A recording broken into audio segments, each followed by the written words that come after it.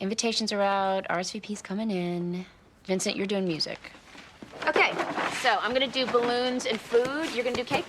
Yes, cake. Look, just so you know, Jillian is upset that you hired a caterer. She really wanted to cook everything for Mom as her gift. Look, I love Jillian, but the best gift she could give Mom is not cooking. No offense. Did you get the slides yet? I get them tomorrow. Okay, so we all have to be hiding when Mom comes in. You know, most of the guests are going to be Mom's age or older. You really want to ask them to crouch behind the sofa? Yeah, you got a point. Okay. No hiding. Wait, who's gonna get the mint chip ice cream? Mom loves that. Not with cake. With cake, she just likes vanilla. You've been spending too much time here. Yeah, at least I don't live here. Would you get mint chip and vanilla? Yes, Your Honor. That's right. See, this judge thing is not good for you. You're too bossy to begin with. I'm just trying to make sure we do everything right. This is Mom we're talking about. That's right. That's why I don't think we should be doing it. Mom, hi. I thought you would If I had to listen to one more story about Dolores's cruise, you'd think the woman had never seen a buffet before.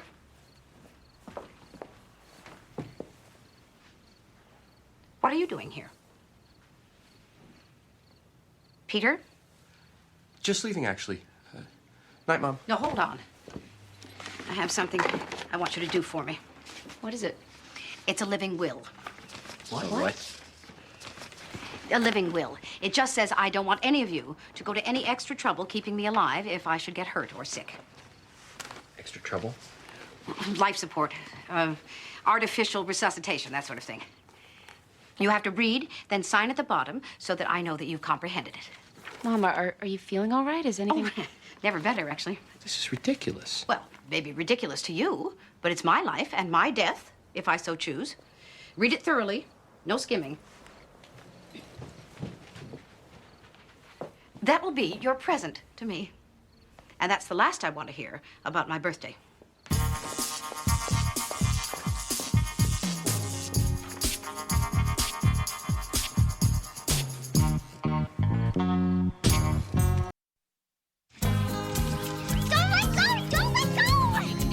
Trust me.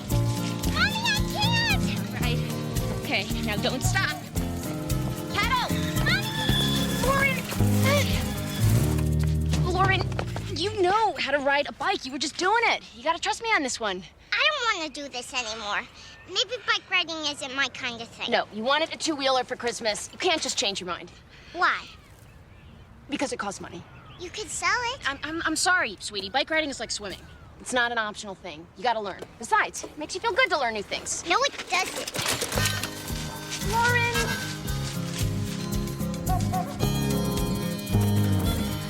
I'm a terrible mother. Yeah, but you look good. I was trying to teach her how to ride a bike. I totally lost it. Turned into Mom. Oh, you told her that it was her civic duty? People in China built an entire society by riding bikes? Okay, I didn't go that far. This is Michael's job. It's a father thing. It's a little sexist, don't you think? No. Promised her he'd do it. He keeps forgetting. He lives in New York City. He's gonna teach her how to hail a cab. Maybe I could teach her. Hey, go with God. Mom leave you? Yeah, but not before getting me to sign the living will. You signed it? Yeah, of course I signed it. That's what she wants. Speaking of which... No, don't say it. This party is exactly what she needs. She needs to be celebrating her life, not thinking about ending it, and it's our job to teach her that. You think a piece of cake and a slideshow is gonna do that? Yeah, I do. Hey, come on. Peter signed it. I'm not touching that thing. Come in. Hello, Donna. Harbor? No thanks. I have another. It's okay. Okay, so here's what I found out. You can get regular old latex, which are round and come in a variety of colors. Or you can get the fancy ones, which are silver and come in all different shapes. Silver ones are a bit more expensive. So, Judge Gray, what would you like? Maybe I should just... Balloons, Bruce. We're talking about balloons. I know that. I just don't feel comfortable talking about it. Let's go with the latex. Really? You don't want the Mylar? They have cute little sayings on them. How about a dozen of each? Excellent. Oh, this is gonna be awesome. I can't wait to see the look on your mother's face when she walks in. Anything else, Donna? No, nothing. Thanks. for letting me be a part of this, Judge Gray.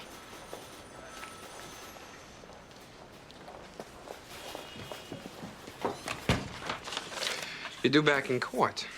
Let's finish this at lunch. Actually, I have a mediation at lunch. Really? I don't see that on the docket. Which case is this? My divorce.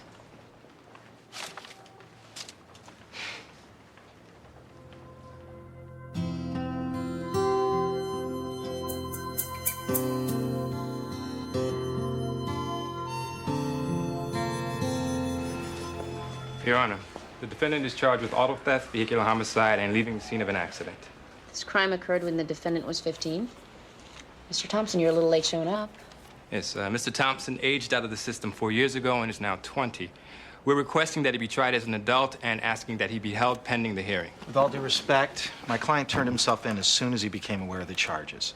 He's clearly not a flight risk and should be released on his own recognizance. He turned himself in only after an accomplice gave him up as part of a plea bargain. Why didn't you surrender yourself sooner, Mr. Thompson? Your Honor, I was afraid, and I was just a kid. Not a day has gone by that I haven't thought about what I did. I was at a party. I guess I was a little drunk.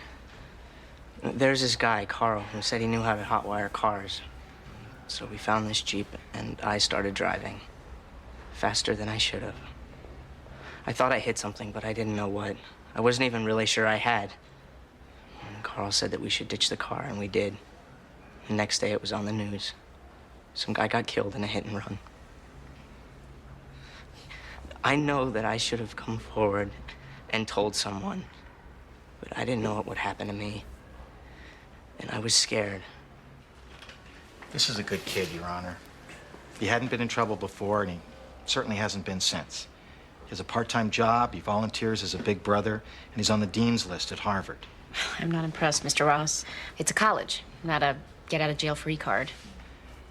Your Honor, in light of Ken's rehabilitation, his obvious remorse, and his admirable admission here today, we're requesting that all charges be dismissed. Well, this is a very serious crime, counsel. I can't simply dismiss the charges. I'm going to set another hearing for this tomorrow at 11 o'clock. Until then, Mr. Thompson is released. Hello. Yes. You sent me a copy of your magazine, Retirement Living, and I never ordered it. No, I'm not interested. I don't care if it's free. I have no use for it. Because I'm calling from work, that's why. Are we still on for lunch this week? Because I want to take you out for your birthday. For lunch is fine. For my birthday is not. And the same goes for office parties. Maxine, you know we always celebrate. Not mine. This department is overworked enough not to take the extra time to eat another piece of bad cake. Maxine Gray. I see. Where are they? How many and what are their names? All right. I'll be there. What is it? Parents going after each other during a child exchange. The police are on their way. How many kids? 3. People can't be civilized for 1 minute for the sake of their own children. You need some help?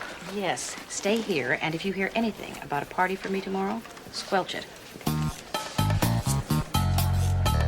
So, why did you choose mediation?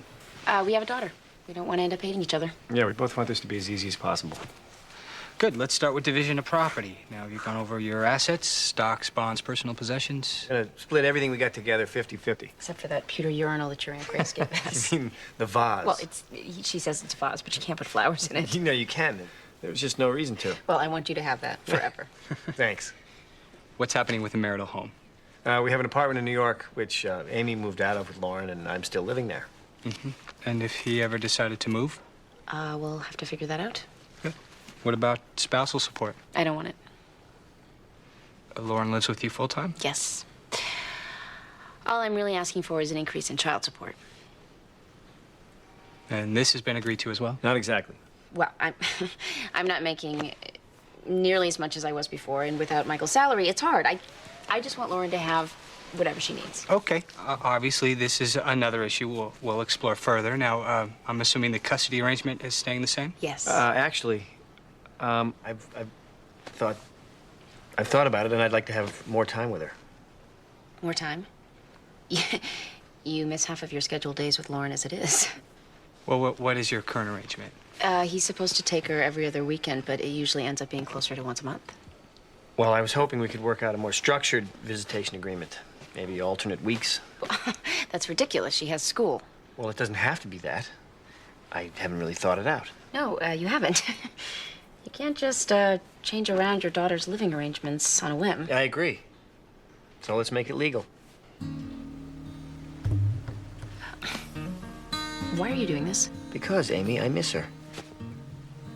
I miss being her father.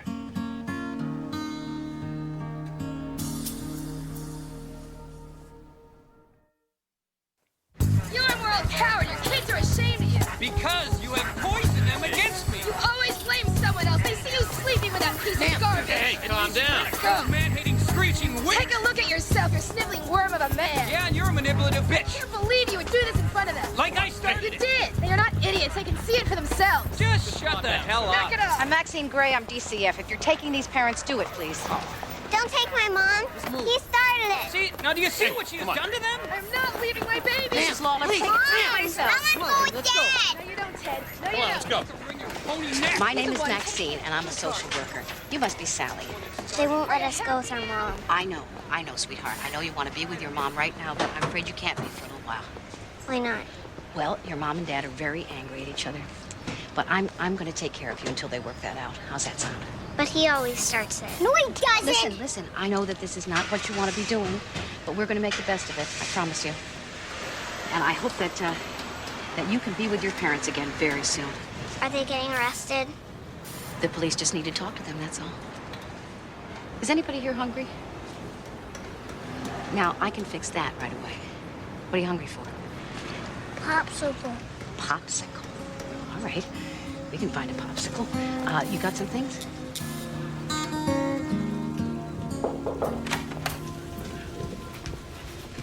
All parties are waiting for you in court. Are you okay? I had to call a divorce lawyer today. I thought you were doing mediation. Michael wants more visitation. Uh-oh. Uh-oh, what? I have a sister who went through this. It got ugly. Well, I don't think Michael's going to do anything extreme, but when it comes to custody... You can't take any chances. Right.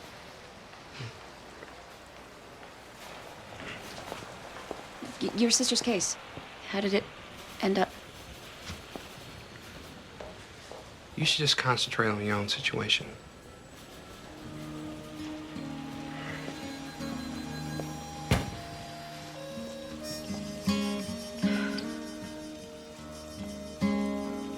Your Honor, a few months ago, my client's ex-husband learned their daughter didn't want to be a doctor. Shortly after that, he stopped paying her tuition. You're currently a sophomore at Amherst? Go ahead, Ellen. Answer her. I was until a week ago. Now they won't let me back into class. It's not only unfair, Your Honor, it's humiliating. Don't you even care about your own daughter anymore? Mr. Keene, according to the original divorce decree, your client agreed to pay for his daughter's college education and medical school. Is that correct? As Your Honor points out, the contract specifically says college and medical school. They're linked. Now, my client should not be required to pay for college if Miss Reeves has decided not to enter medical school. And furthermore, Mr. Reeves has no legal responsibility to support his daughter beyond the age of 18, other than the divorce decree, a contract he entered into voluntarily and based upon his understanding that she wanted to be a doctor. She was 7 years old. Your Honor, my client is an executive who travels all over the country to do his job. He relies very heavily on commissions. Where are you going with this? Well, I would like to... I'm remarried, Your Honor, with 2 young sons. I'd like to cut back on my travel, which means significantly less income. Of course, I won't do that if Ellen wants to go to medical school, but if she's not going, I don't believe it's a sacrifice I should have to make. All right. I'm going to need to see financial statements from both of you. Your Honor, please, this is not a question of finances. It's a question of interpreting a divorce decree. And as such, my client should not be required to disclose his income. Well, first of all, counsel, you brought up the issue of his earnings. But as you must know, ability to pay is always an issue in support matters. We'll meet again after I've had a chance to go over the statements. No, you may not put me on hold. I need to speak to Linda Farrell now. I see. Never mind. Well, it seems your Aunt Linda is still on vacation. I don't like her anyways. She smells bad. Well, then it's a good thing that she's out of town. Is there anybody else that you ever stay with? Grammy. Grammy? Grammy lives in Virginia, stupid. Well, that's not stupid. It's just, it's a little too far. We could stay with you. And I would be happy to have you. All three of you. Unfortunately, I'm not allowed. Because you're too old? No. I'm never getting old or married. Me neither. Me neither. Nice move. My client is in no way challenging Miss Gray's status as the primary caretaker here.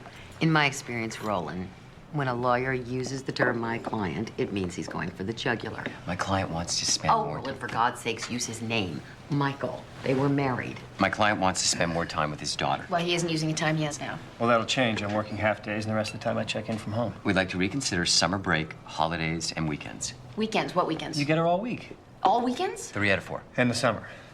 I want to be reasonable about this, so why don't you use the time you have now, and if you want more, then we'll work it out. You know, to be honest with you, I'm not comfortable with you dictating the terms. I get to have a say. I didn't even want this divorce. Oh, really?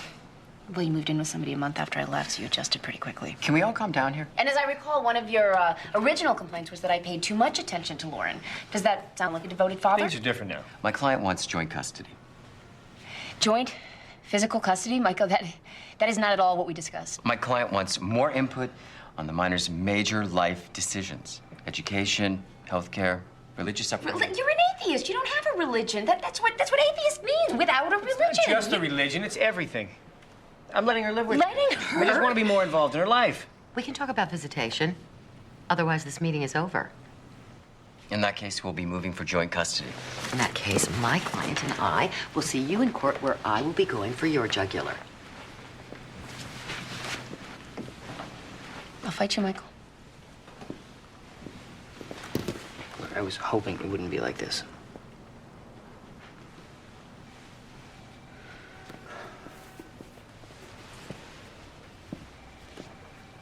Oh, my God. No, that went really well, honey. We flushed them out in the open. Instead of them hiding behind that mealy-mouthed bull. We're okay. We're good. We're good. We're good. We're good.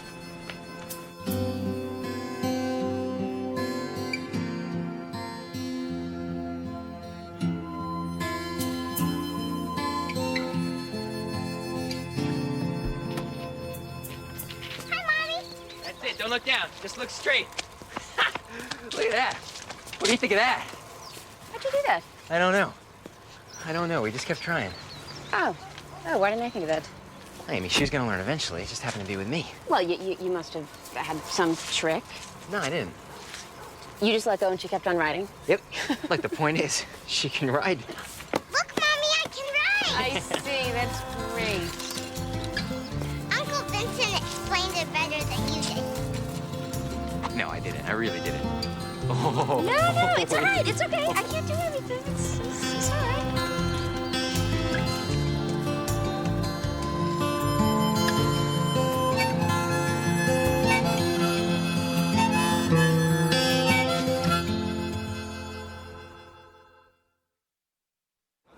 We're not here to figure out who was at fault yesterday. He knows it makes me crazy when he brings that slut with him around my children. Mrs. Lawler, you're out of order. Yeah, that's the kind of thing I'm up against all the time, Your Honor. Now you're out of order. Either of you says anything else, it's gonna cost you. This is crazy. I can't believe this. Muttering counts, Mrs. Lawler. That's gonna cost you $100. That's $200 for you, Mr. Lawler. I'm looking for 3. Have I made my point? Ms. Gray, I understand you have a solution you'd like to present before the court? My best solution isn't repeatable in open court, Your Honor. Maxine, please, I'm on my last good nerve here. Yes, Your Honor. It's become perfectly clear that these two parents Objection. Oh, I find it very self-aware that they object to being called parents, Your Honor. Maxine? It's the way she said it, Your Honor. Dripping with disdain. I apologize for trotting out my dripping disdain, Your Honor. I was saying that the Lawlers are incapable of exchanging their children without becoming violent toward each other. Personally, I couldn't care less if they knock each other silly. Objection! Overruled. There are children involved, and we can't have them exposed to this every time their parents are in the same room. The point, Miss Gray? DCF is recommending that all future child exchanges be made at the Child Transfer Center under supervision. Objection. There's one at St. Paul's Episcopal Church on Farmers Objection. Avenue. That's 45 minutes away from my house. It's even farther from mine. Far too onerous, Your Honor. This puts a hardship on both parties. If I may, Your Honor. The real victims of this kind of abusive behavior are the children. Objection. And if these two parents can't set aside their personal differences for the benefit of their children, well, then I don't see why they should be allowed to hang on to their children at all. This is outrageous. Oh, sit down.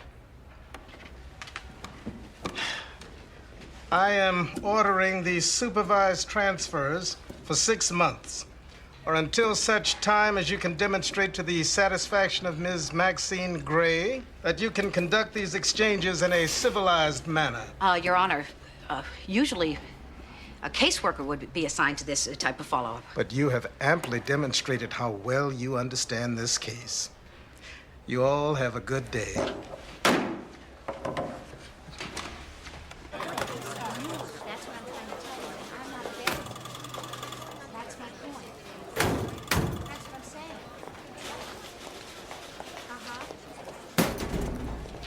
If you spend enough time in these hallways, you're bound to pick up a few things.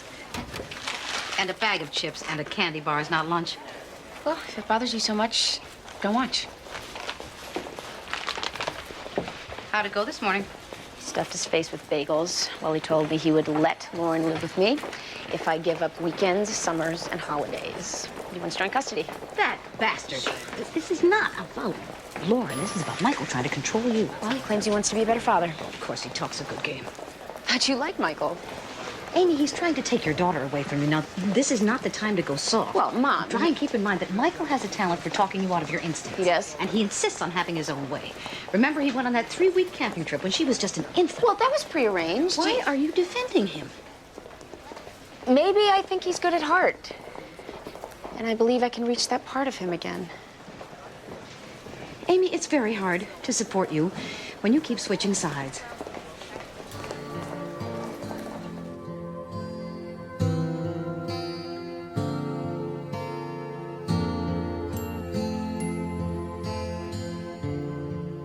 Ken has been Miguel's big brother for 3 years, since he was 9.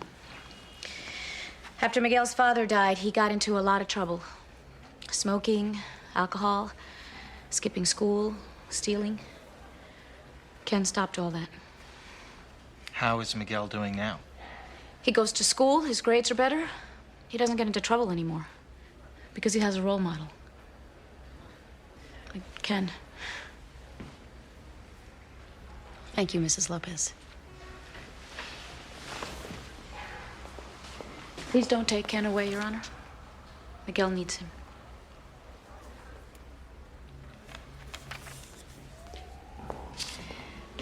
Mr. Reimers, I don't seem to have anyone listed here to speak on the victim's behalf. That is correct, Your Honor. Why is that? Because there is no one. His name was Danny Taylor. He was 32 years old. His address at the time of his death was the Lighthouse Shelter. His blood alcohol level at the time of his death was .40. That is 5 times the legal maximum. Mr. Reimers, which side of this case are you arguing? Judge Gray, this is the United States of America. Your Honor, does Mr. Reimers intend to call George Washington as a witness? Lives are not quantifiable in the United States of America. We are all created equal. A fine, upstanding young man who attends Harvard and devotes his time to helping fatherless children is worth no more in the eyes of the law than a homeless man in the gutter. I shouldn't have to call any witnesses to bolster the worth of Danny Taylor's life. He was a man. He lived, and then he died. Because this man got drunk and stole a car and ran him over and then left him to die as though he were worth nothing.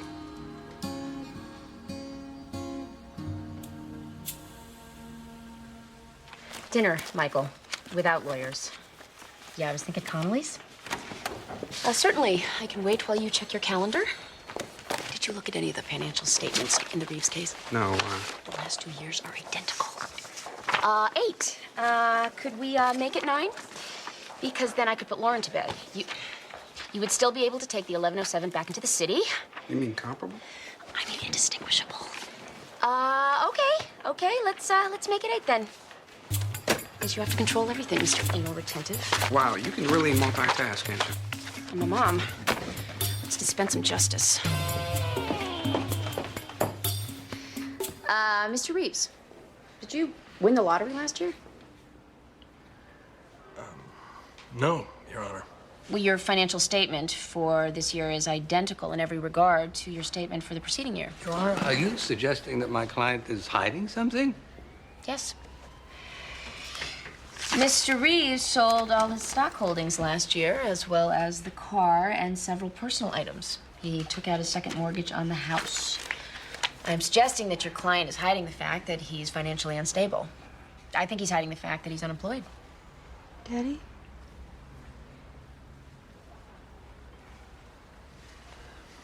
It's true, Your Honor. I was laid off and didn't work for nearly a year. I'm back on track, but I depleted my savings. I didn't want Ellie to know that. I couldn't stand the thought of letting Ellie down. Judge, can't we just forget this whole thing? No, I'm afraid we can't. According to the records, Mr. Reeves still manages to send his 2 sons to Milton Academy, a private school whose tuition exceeds $10,000 a year per child. Your Honor, Mr. Reeves is an alumnus of the school. It's a time-honored tradition. Well, that may be. But Mr. Reeves is looking to relieve himself of certain financial obligations. He considers his daughter's college tuition to be an extravagance, while he considers his son's educations to be a necessity. That's not fair. Please, don't make me choose between my children, Judge. You're already doing that, Mr. Reeves, and I can't allow it. I understand you have a new family to support. We live in a world of multiple choices. But along with that come multiple responsibilities. This is a lifetime commitment. Your obligation to your daughter does not change with your circumstances. You have to be as good as your word. I will not modify this divorce decree.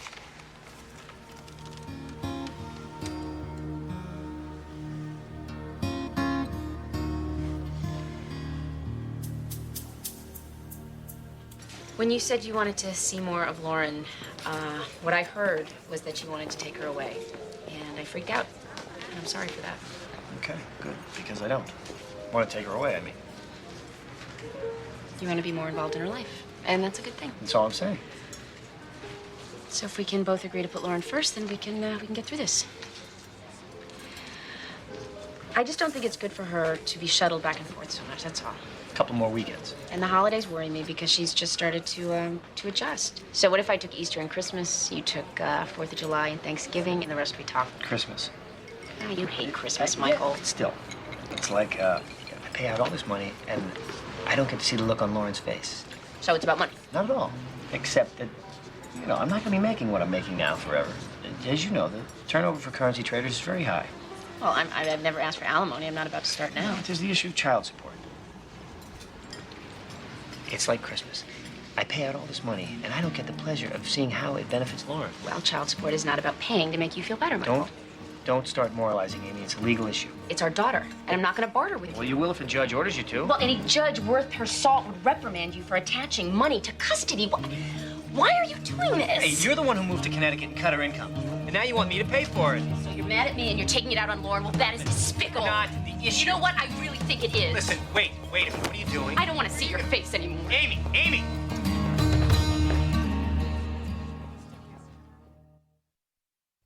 The slides are in order. Don't worry. Great. Mom is going to love this. Amy, Mom has always hated her birthday. Why should this year be any different? It's her 60th. It's a milestone. Why? You still think we should cancel? Yep. Absolutely, without a doubt, I do think that. No. Well, so long as my opinion means something to you. Since when do you wear a tie? I got a meeting with my editor. And, Michael called. He wants to meet for a drink. Why would you do that? I don't know. I've known the guy since I was a kid. Amy, we have our own relationship. Yeah? And now I'm in a huge custody battle with him. You kidding me? I thought you worked that out. No. And he's using you to get to me. Come on, he's not that kind of guy. You want to bet? Look, Amy, this has nothing to do with you. Michael and I didn't have much of a chance to catch up over Thanksgiving. There were times when I was closer to Michael than I was to Peter. He was interested in literature. He turned me on to Russell Banks. He's showing off. That's what he does. You met him right after Dad died. You were looking for a hero. Look, I'm not taking sides here. You're my sister. Exactly. And if family doesn't stick by you, who will? You want me to cancel? I'll cancel. No, you do what you think is right.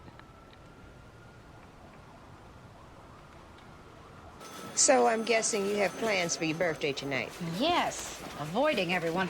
Does that include me? Well, that depends. Are you planning to sing?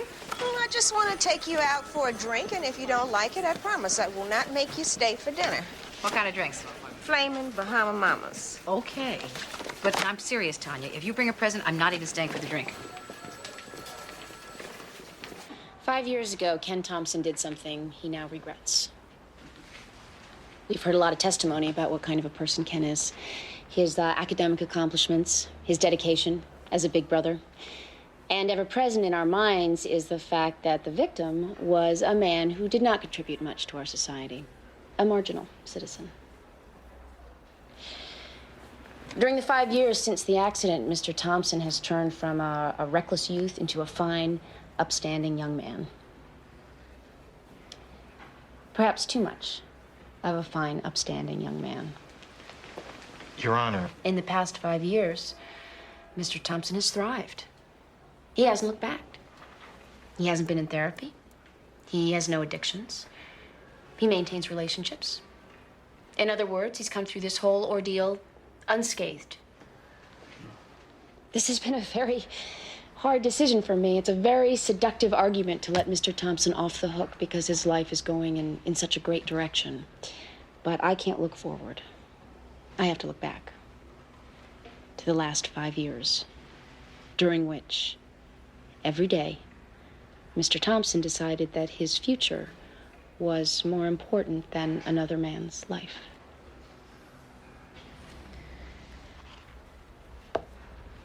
I am remanding you to the custody of the criminal court to be tried and, if convicted, sentenced as an adult. Stand up, sir. Behind your back.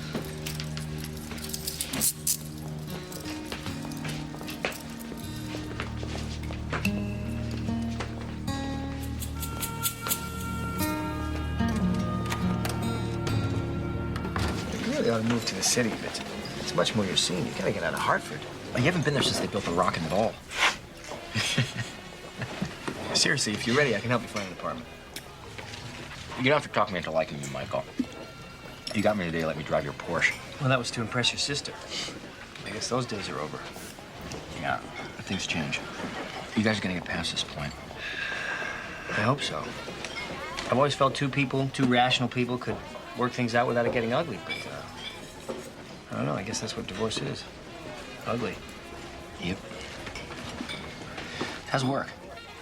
Whatever happened to that, the crazy assistant with the purple hair? It's green now. I promoted her. She's one of our best traders. No kidding. Mm-hmm. So how serious do you think Amy is about all this? She doesn't talk to me about it. To be perfectly honest, I try to keep out of it. All I wanted to do was to spend more time with Lauren. Now she's threatening to take me to the cleaners. I don't think it's that unreasonable to want to be a part of your daughter's life. You know, and no matter what Amy thinks of me as a person, I'm still Lauren's father. Michael, I can't be in the middle of this. I don't want to be. I know. It's not your battle, but the whole thing has me confused. Look, I've never been married. I haven't even been in a relationship for more than 6 months. I'm the wrong guy to ask about this. You know what really gets me is the insinuation that she's the better parent. I have always been there for Lauren. She knows that. Michael, come on. What? There are weekends you don't even show up. Oh, are you going to start with me now? And I'm the one who wants to teach her how to ride a bike. Ah, congratulations. You know, you do the martyr thing as well as your sister. This conversation is over. This is such a mistake. Vincent, I'm sorry. I'm not the bad guy here. I'm just trying to be a good father. Yeah, maybe you're not trying hard enough. Well, Amy's not making it any easier. Why is she so angry? What is it? The new job? Living with your mother? What, is she sexually frustrated? told you I was the wrong guy to ask.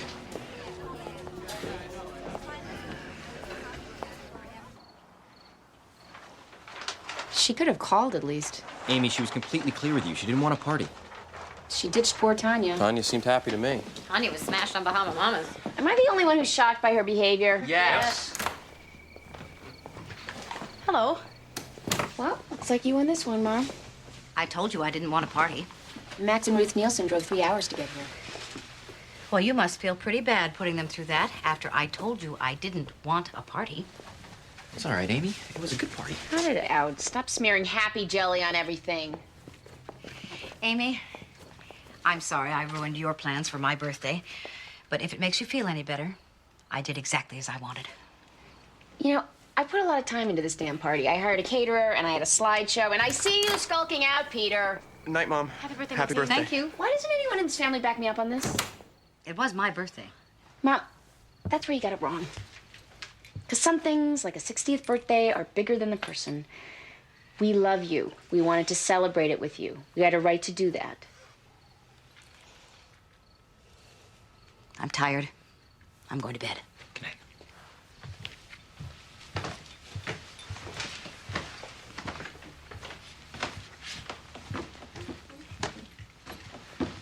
Not a word from you, traitor. Hey, I already defended you once today. What are you talking about? I punched your ex-husband. You what? I think I split his lip.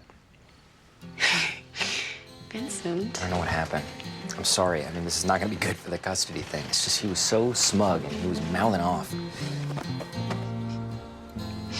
You're not upset? Shut up. Let me adore you.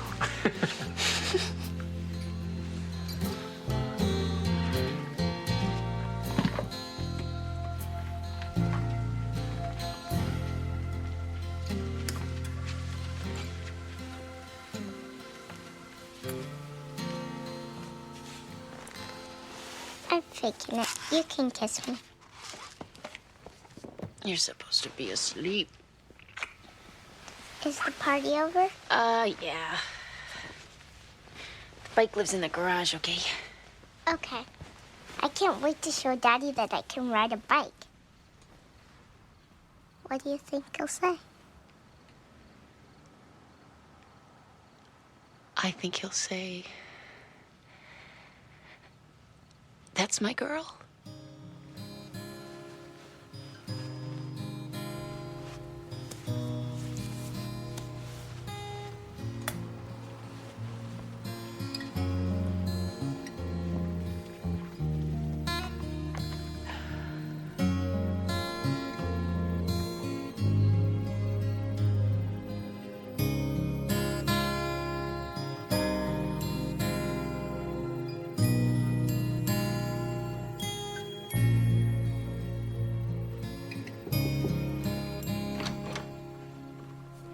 Amy? What? Amy. What, Ma? What's wrong? You didn't read my living will. You woke me up at 2 in the morning to tell me that. I could have a stroke tonight. Well, appealing as that notion is right now, I'm going back to sleep. Amy, this is important. Why? Why, for God's sake? You're not gonna die?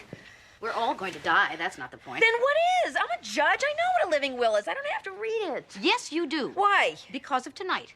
Because you don't listen to me, Amy.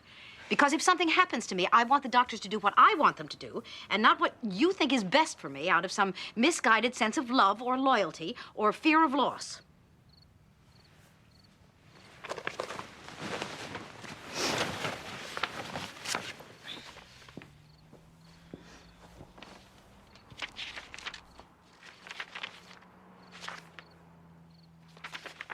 Okay, I've read it. Initial it. Oh, Ma. Please. Thank you. That's just what I wanted for my birthday.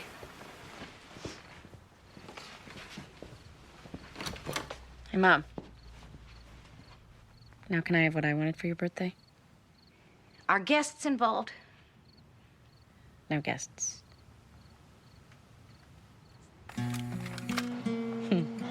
My father took that one. Life is a big circle. If I lose a few more teeth and start drooling, I'm gonna be right back there. Wearing a few more clothes, I hope. Nice hairdo, Mom.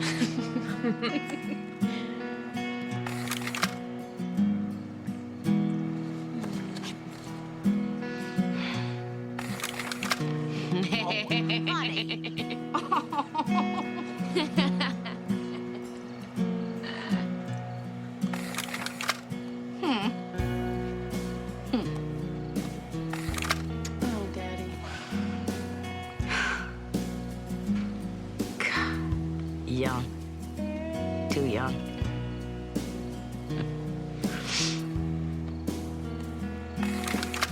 Hey, baby. Honey.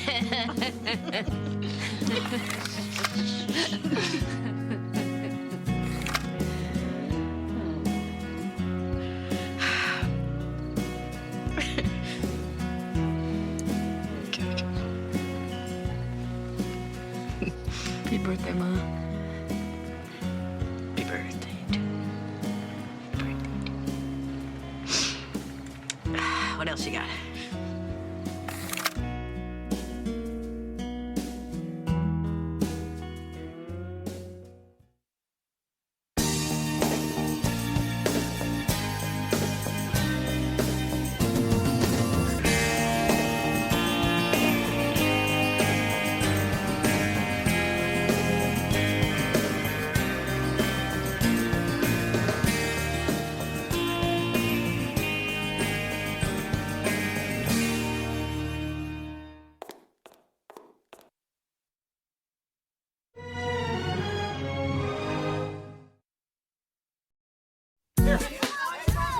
Hi, just a reminder, lots of great things at bake sale. Come on, see the bake sale. Sandy, lap 12. Leslie, lap 10. Kimberly, lap 12.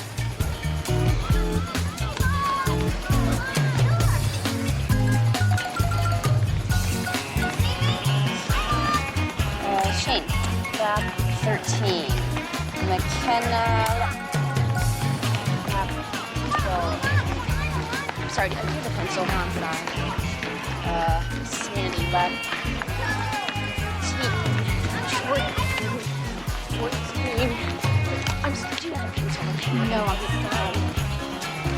Kimberly, 13. Leslie, 11. 12.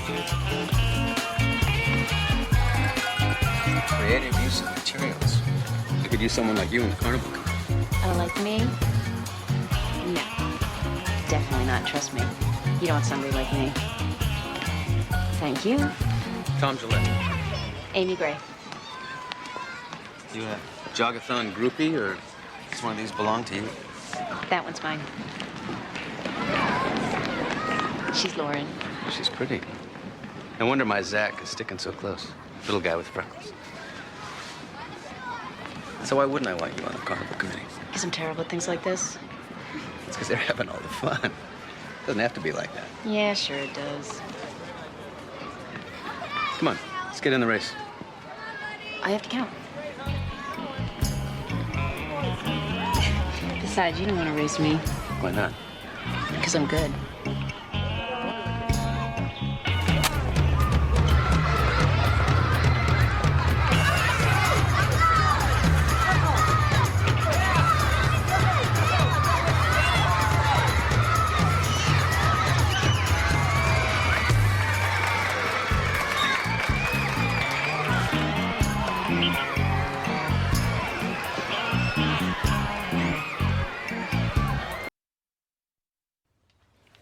That boy Zach Gillette, he's in your class? Yeah, What do you know about him? he just moved here from New York. What do you know about his dad? He just moved here from New York, too. How can Mom be out of Frosted Flakes and Pop-Tarts? Frosted Flakes are on the list. No one eats Pop-Tarts but you, Vincent, so I stopped buying them. Did you run out of food at your place, or did you just come here to spread sunshine? Donna likes to talk in the morning. I don't. And her snake stares at me. Snakes do not stare. They just can't blink. They don't have any eyelids. It's interesting, if unhelpful information. Well, maybe your sister can stop by the store this afternoon and pick up some groceries. No, not today. I got a committee meeting after school. Another one? I thought you did the jog-a-thon. We did. Yeah, well, I just thought it'd be fun to be on the carnival committee. I'll do the grocery shopping, Mom. Just give me the list. No, that's not a good idea. Why not? It just isn't, that's all. I have actually been to the grocery store since I was shot. The exact same grocery store, in fact. I like doing the marketing. It's fine. No, just give me the list. No, really. Just give me the damn list. Thank you.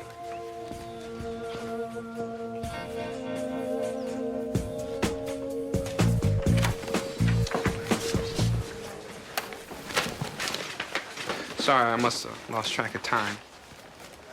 That's okay. I guess I'll come back.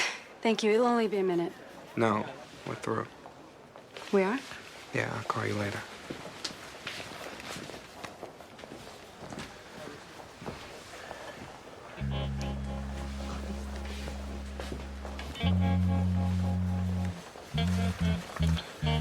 Your docket is full. You should get going.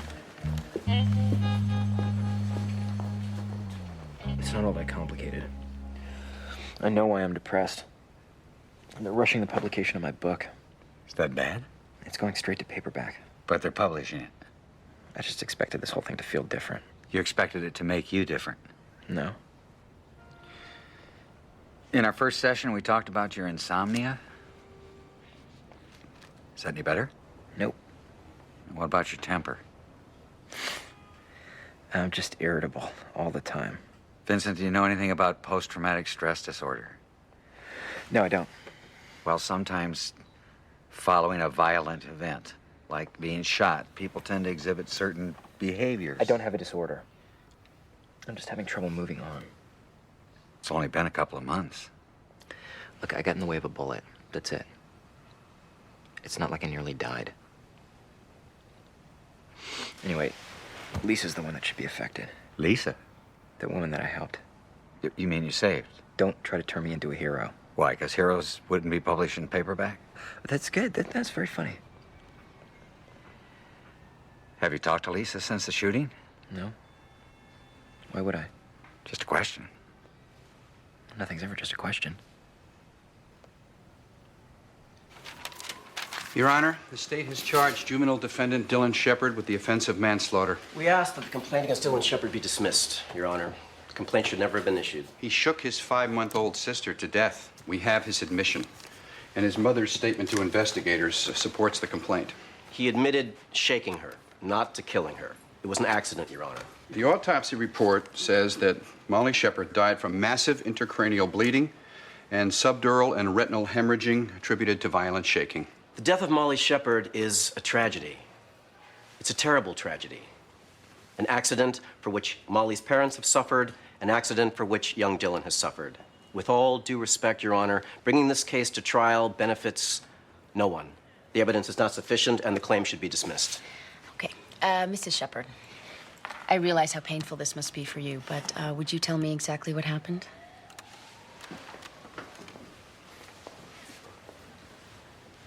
I was home with Dylan and Molly, alone. My husband was at work. Molly was in her crib. I asked Dylan, who was watching Rugrats, his favorite TV show, if he could watch his sister while I put the laundry in the dryer. Because we live in an apartment, the laundry room is downstairs. So you left Dylan alone with Molly? Well, I wasn't gone more than 3 or 4 minutes. But when I came back and checked on the baby, she wasn't breathing. I called 911. I tried CPR, but it was too late. I'm sorry. What did Dylan say happened? He said Molly was crying and he couldn't hear Rugrats. Dylan told me he gave Molly a little shake and that she stopped crying. He didn't know that she was dead. I know that. When I explained to him that his baby sister wasn't going to wake up, he got scared. And he thought something terrible was going to happen to him. And I told him that nothing terrible would happen, not as long as he told the truth. It was an accident. I know that he would never do anything to hurt her. You have to believe me, Your Honor. He would never, ever hurt her. Thank you. Thank you, Mrs. Shepard. I must conclude that there is probable cause for the issuance of this complaint, so this matter stands for trial. Next case.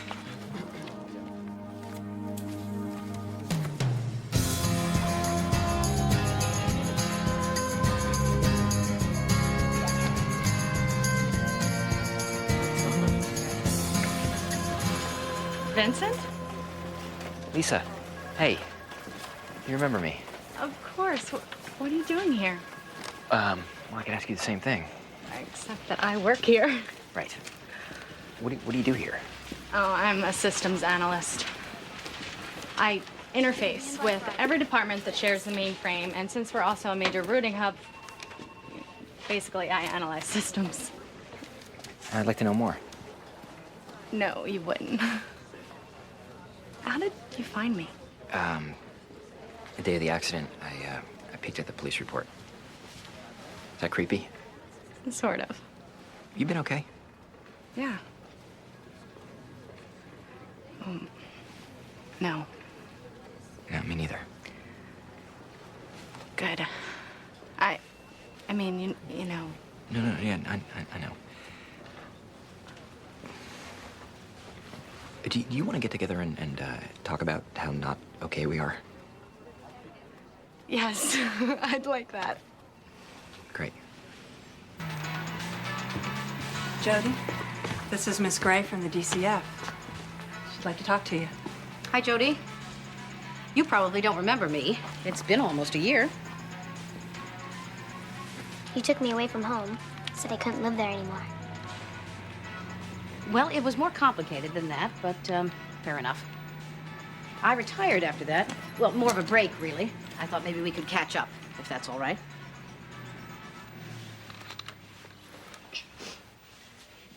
I understand you visited your mother and stepfather this weekend. I want to talk to you about that. Did your mother tell you that she'd filed something called a motion for custody with the court? Well, she said that soon I won't have to stay with the Tanners anymore. I might get to move back home. Well, the court will make that decision, but yes, that's what your mother's asking for. Now, Jody, do you remember why you were placed here with the Tanners? Because Mark hit me. Your stepfather. Did Mark ever do anything else to you? Anything you might remember since the last time we talked? He never did anything that made you feel scared or uncomfortable? Never did anything that you didn't understand? Jody, you understand that if the court says it's okay for you to go back home, Mark is going to be there too. And that's okay with you. I'm older now. I know how to take care of myself.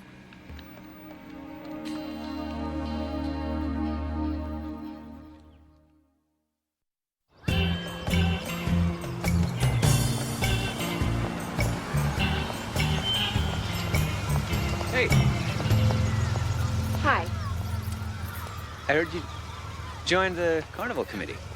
Yeah, well, I didn't have a choice. They were gonna cancel the cakewalk if I didn't. Nice save. Thanks. What about you? Pie toss. It's a good gig. Yeah. Well, I guess I'll see you. Okay. Good gig.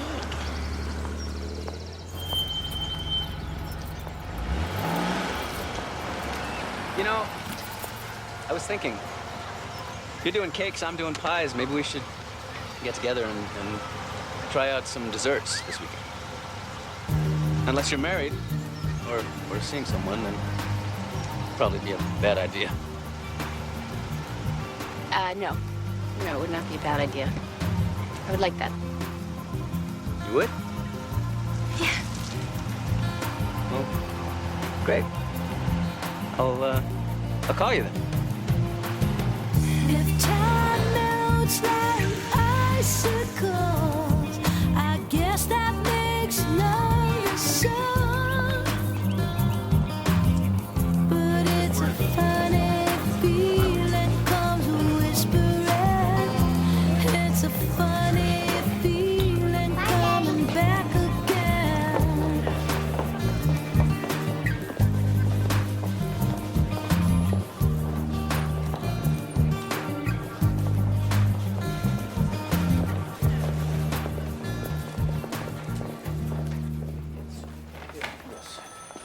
Maxine, I'm Jody's attorney. She wants to go home. She's been very clear on that. I've spoken to the mother, the stepfather. Everybody's ready. This has always been the plan. It's a bad plan. We can't allow Jody to return home while the stepfather is still in the picture. Maxine, Mark Pruitt admits that he drank too much, that he beat Jody. Son of a bitch, no argument. But Jody never once said that he sexually molested her. I was the original worker on the case before I retired. How's that going, by the way? I interviewed Jody's teacher. On 2 occasions, she found Jody in the school bathroom undressing younger students. This was shortly after the stepfather moved into the house. The foster parents told me Jody masturbated regularly for the first few weeks she was with them. Maxine, I know. I've read all the files. Hank, she was 9 at the time. Her psychologist said the behavior has stopped. What about the cause of the behavior? Will he stop? Maxine, nothing's changed. You have to introduce new evidence. Don't you think I'd like to? Do you know how frustrating it is to know something, to know it, and not be able to convince anyone else? I've seen a staggering number of sexual abuse cases in 28 years. You know how many of the victims volunteer that information because they've been threatened, or they feel guilty, or they're too young to give it a name. How can you report sexual abuse when you don't know what sex is? It's my job to recognize the symptoms. That's what I do. And you're never wrong. Not this time. Maxine, we're all overloaded with cases. We have to focus our time and energy on the ones that we at least have a prayer of winning. Jody wants to go home. That's the bottom line.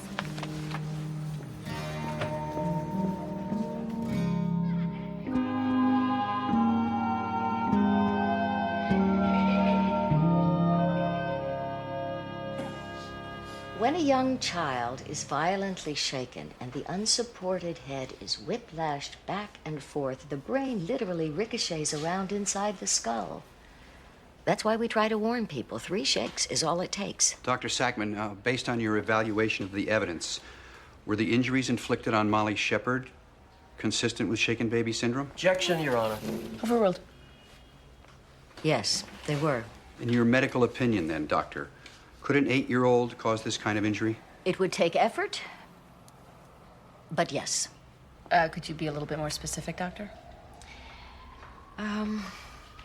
To equal the amount of damage from shaking a baby, the infant would have to fall from a height of 2 stories up. That's the force a baby feels when shaken by an adult. However, an adult outweighs a baby by as much as 20 times. So a child, depending on size and strength, would have to shake much harder, much longer. Is it reasonable to assume, then, Doctor, that a shake of this kind would have to be deliberate and not accidental? Objection. Sustained. Doctor, what percentage of SBS cases do children or siblings account for? Less than 1%. In your medical opinion, would someone with Dylan's history and ADD have the strength to shake a body to death? Objection. Overruled. Yes. Thank you.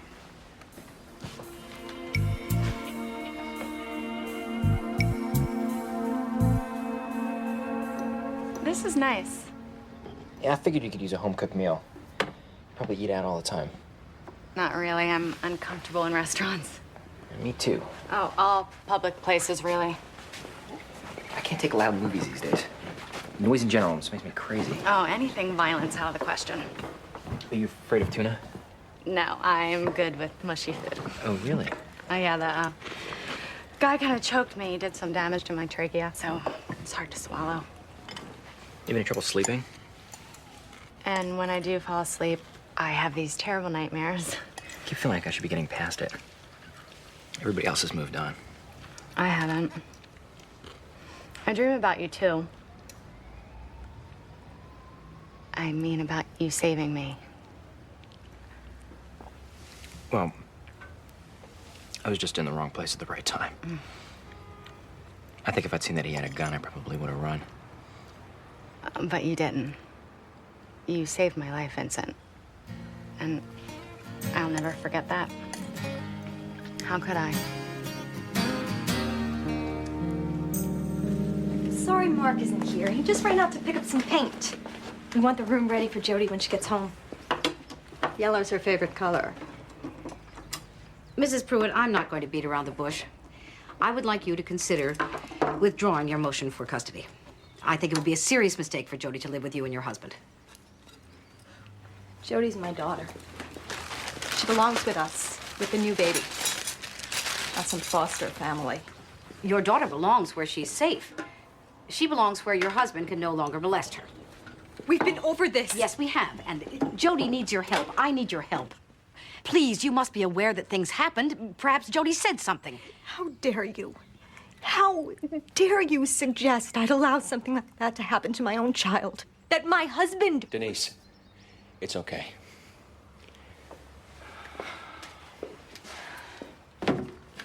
Miss Gray, right? Yes? If I did what you're suggesting, why does Jody want to come home? Why does she want to live here? You may not believe this, but I appreciate what you're trying to do. That you care. I let her down. We both did. Mostly me. I was stupid and cruel. I drank too much, and Jody suffered for it. Yes, she did. You were right to take her away. But I'm not that person anymore. I'm in AA. I haven't had a drink in 14 months. We're both in counseling. We've done everything the court asked. Now we just want Jody back. My wife has forgiven me. So has Jody. Isn't that enough? Neglect petition. Mother is prepared to surrender rights. All right. Then let's go. Judge Gray? Donna? Are you seeing someone? Excuse me? You're glowing. No, I'm not. Oh, yeah. You are. Donna, I'm not glowing. Sorry.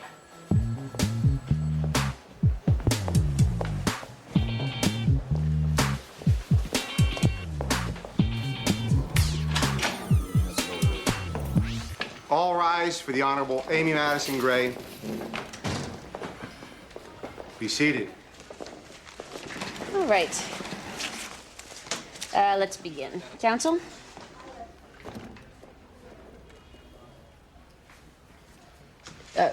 Who's counsel? Your Honor, I'd like to apologize to you. You.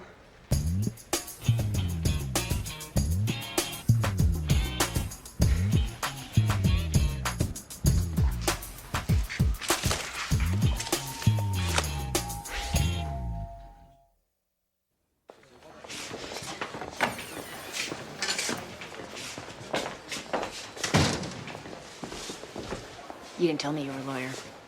You didn't tell me you were a judge. Well, I was saving it for our date. I wanted to impress you. Would have worked.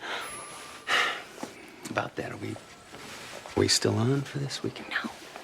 How can we? It's a conflict. You can always recuse yourself. Just this once. Might find out you hate me. Yeah, that's true. And there wouldn't be a conflict. I'm not gonna hate you. Damn. Tom, you're a child advocate attorney. You're gonna be in my courtroom a lot, and I can't always recuse myself. Then don't. Disclose to both parties on the record that we have a social relationship. Assure them that it won't prejudice your ruling. Yeah, would you believe that if you were the opposing counsel? No. So, what do we do? How could you be a doctor?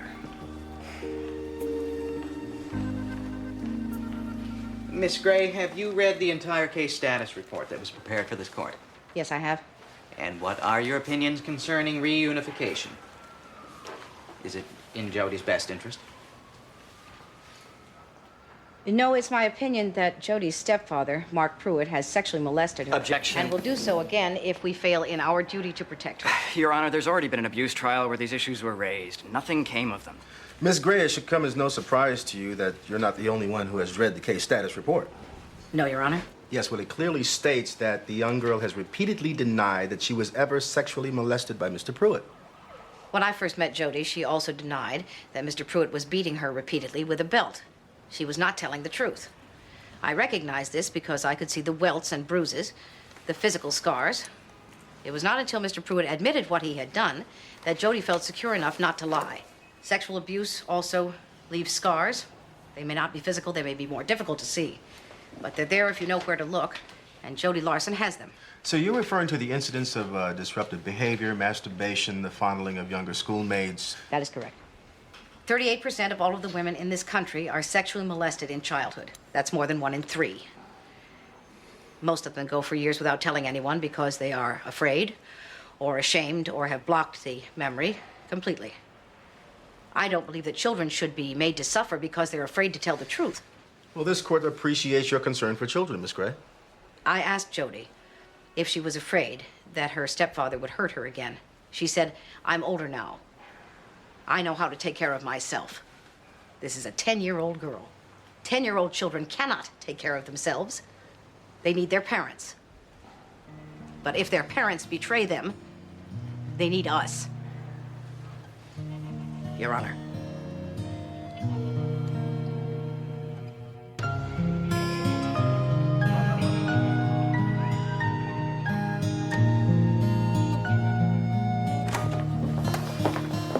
So you're gonna recuse yourself? Yep. I see. What? Nothing. Bruce, if you have a question, you can just come out and ask it. I don't want to ask a question. Yeah, right. You have absolutely no interest in the nature of my relationship with Mr. Gillette. That's right. No, it's not. Yes, it is. No, it's not. It's none of my business. Oh, you're afraid that if you ask me about my business, then I'll ask you about yours. No, because that's not the nature of our relationship. You know what, Bruce? Some people who work together actually talk about things besides work. Well, we don't. Well, you don't. I do. You never tell me anything. Her name is Mia. Mia? That's what you want to know, isn't it? The one I was talking to in here? Mia's my daughter's mother. Mia's a pretty name. Well, we were young when we met, had a baby. Mia wasn't ready for the responsibility. She said she had things she wanted to do first. Wanted a career. Went to France, became a model. Now she's back. Says she wants to try become a family. How do you feel about that? Carried the torch for a long time. Didn't expect this day to come, though. So, how do you feel about Mr. Gillette? Well, he's a lawyer. I'm a judge. It's probably best I don't feel anything.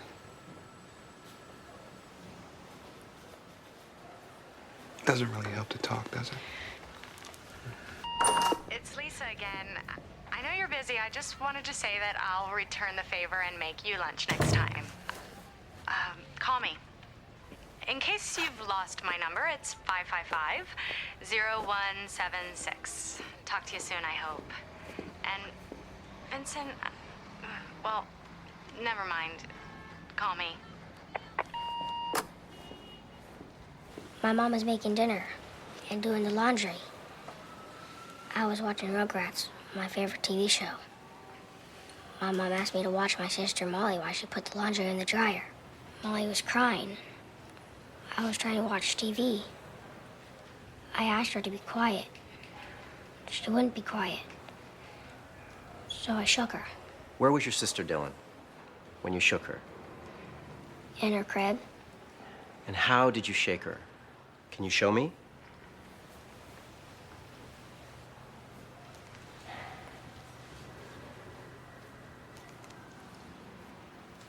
Dylan, how did you reach into the crib? Excuse me? Did you reach in from the side like this? Or did you reach down into the crib from above?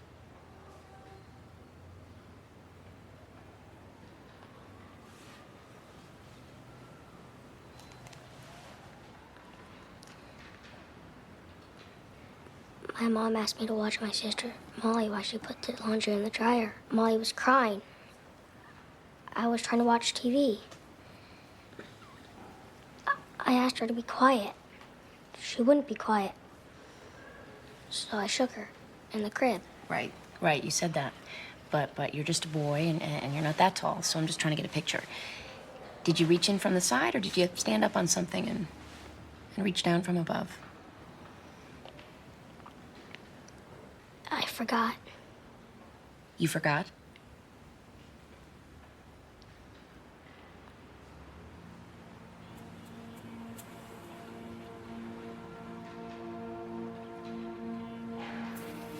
Your Honor, we'd like to request a recess.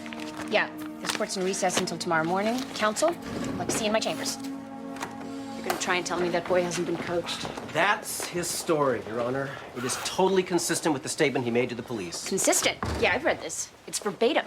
It's almost nearly identical to the mother's account. Which speaks to its veracity. Or to the level of rehearsal. I think he's covering for one of his parents. Dylan admitted to the crime, Your Honor. I'm well aware of that. I'll have my verdict tomorrow.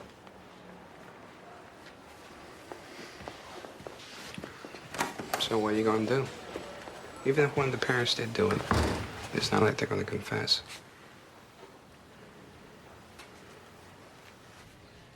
I'm not sure I should pursue this thing with Lisa. Sounds like you two have a lot in common. Yeah, if you count insomnia, depression, irritability, flashbacks, outbursts of anger. But beyond that, I don't know. So it's not you looking for an excuse to bail on a relationship and run from commitment? Why would you say that? We've talked about that issue before. It's nothing to do with the fact that I got shot. Exactly. Just because you have a new issue doesn't mean the old ones have gone away. Oh, so this isn't post-traumatic stress. This is just plain old fear of giving myself what I want. Could be a little of both. It just seems like a really bad time to get involved. When would be a good time?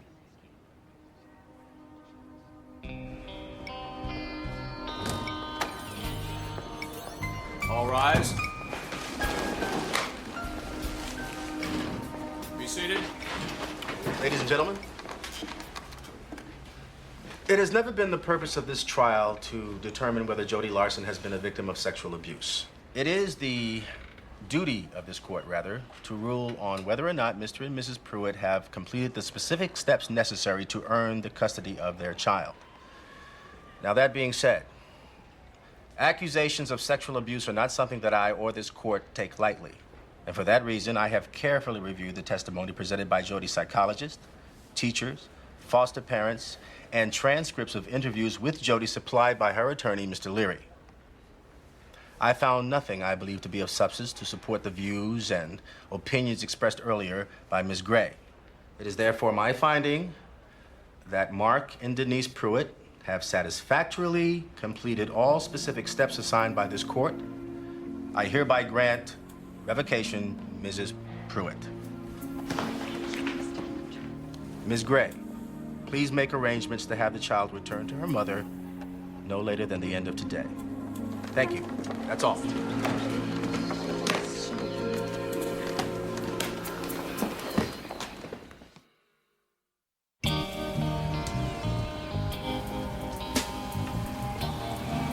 Mom says they took pictures of the baby at the hospital. They think it's a girl. A sister? Well, that's going to be a lot of fun. Yeah, and I get to help with everything, and Mom's gonna show me how to change diapers. That's a smart mom. I'm going to feed her and sing songs to her and protect her when she sleeps. She's lucky to have someone like you. What are you going to protect her from? I don't know, everything. Your mother will have to take you back to the Tanners to pick up your computer. I got that. And your games. Is there going to be a problem with that? No, I don't think so. Here, I have something for you. What is it? That's my business card. There's my name and the address of the building where I work, my telephone number, just so you know where I am in case you need anything. Jody!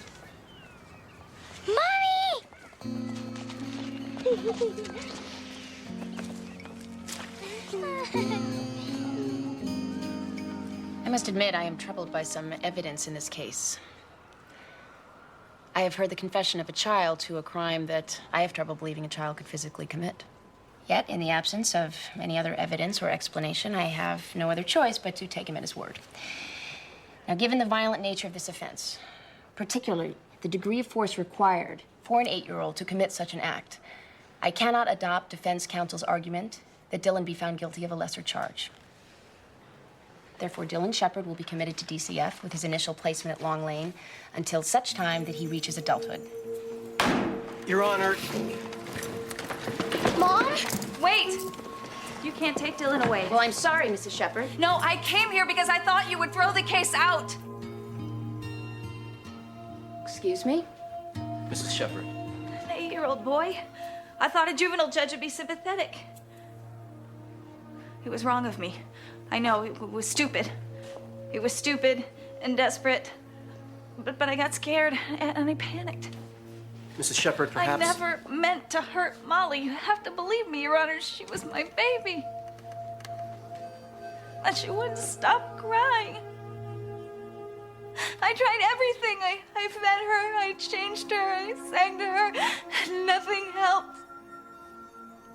She cried for hours. Hours. And I was trying to make dinner and do the laundry, and Dylan had the TV up so loud, and it was too much. It was just too much. I wanted to scream.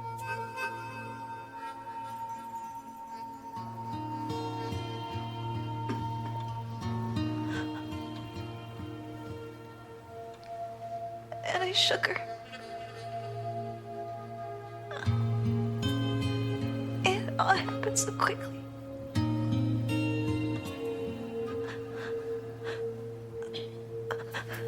In a second, it was over.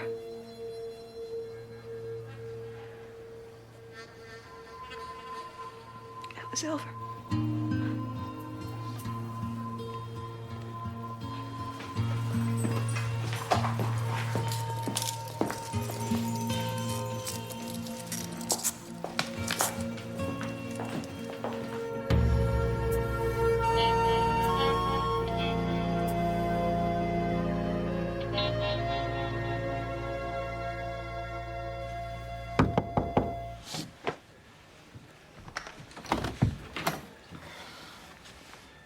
Hi. Hi.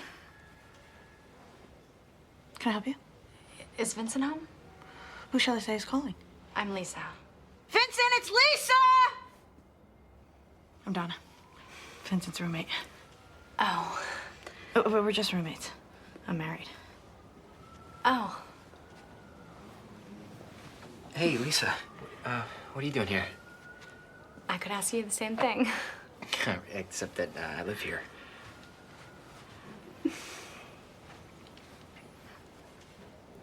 Thanks, Donna. Oh, nice to meet you. Same here. I thought maybe you were having trouble with your phone. Or No, I just didn't want to call me back. No, I've been really busy. I'm sorry. Yeah. Look, Vincent, I don't want to make this awkward for you. I really don't. I just had a good time, that's all, and I thought you did too. Yeah, I did. Good. I came here to say I hope you didn't get the wrong idea. I'm not looking for a hero. Just a friend. That's it. Next move's yours.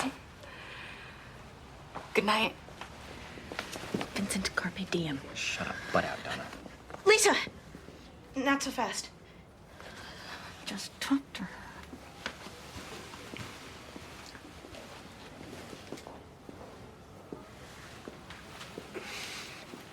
Lisa, I didn't want you to get the wrong idea either. Okay, then give me the right one. I got a lot going on right now. I'm a little bit distracted, and I'm having a hard time just concentrating on my work. You have a commitment problem. Well, yeah, and that too. Look, I like you, and I don't want you to get hurt, especially after all that you've been through. Vincent, I think I can handle it. So, this weekend, do you want to get some mushy food and see a quiet movie? Yes.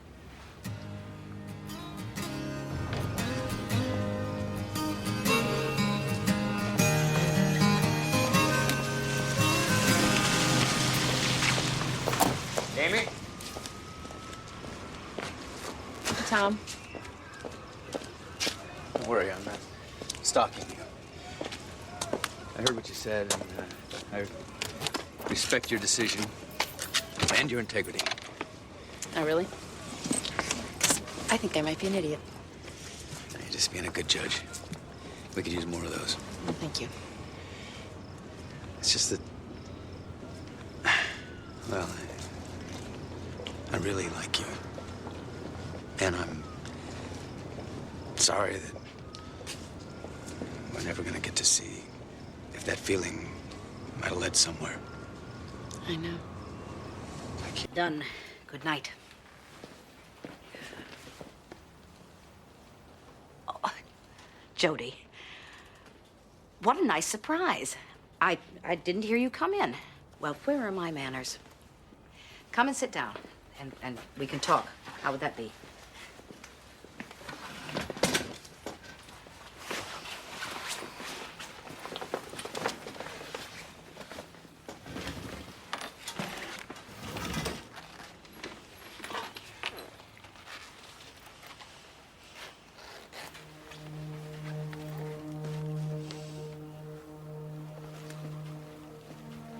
Jody, where did that blood come from?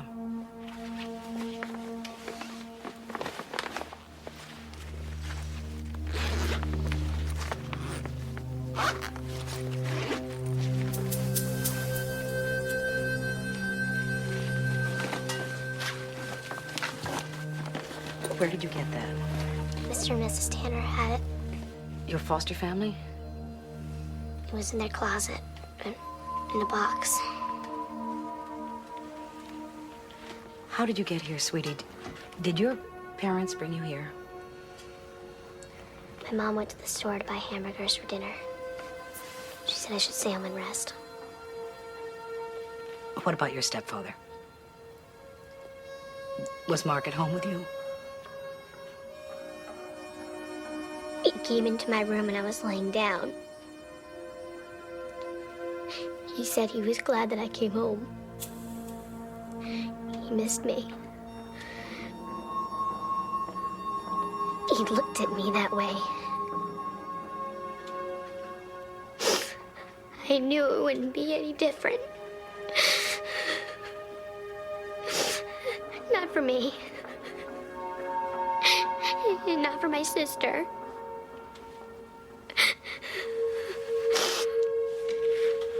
Jody, what did you do?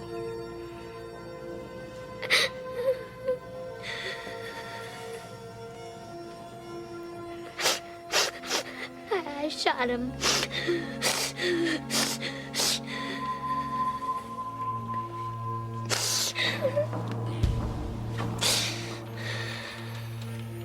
I told you I could take care of myself.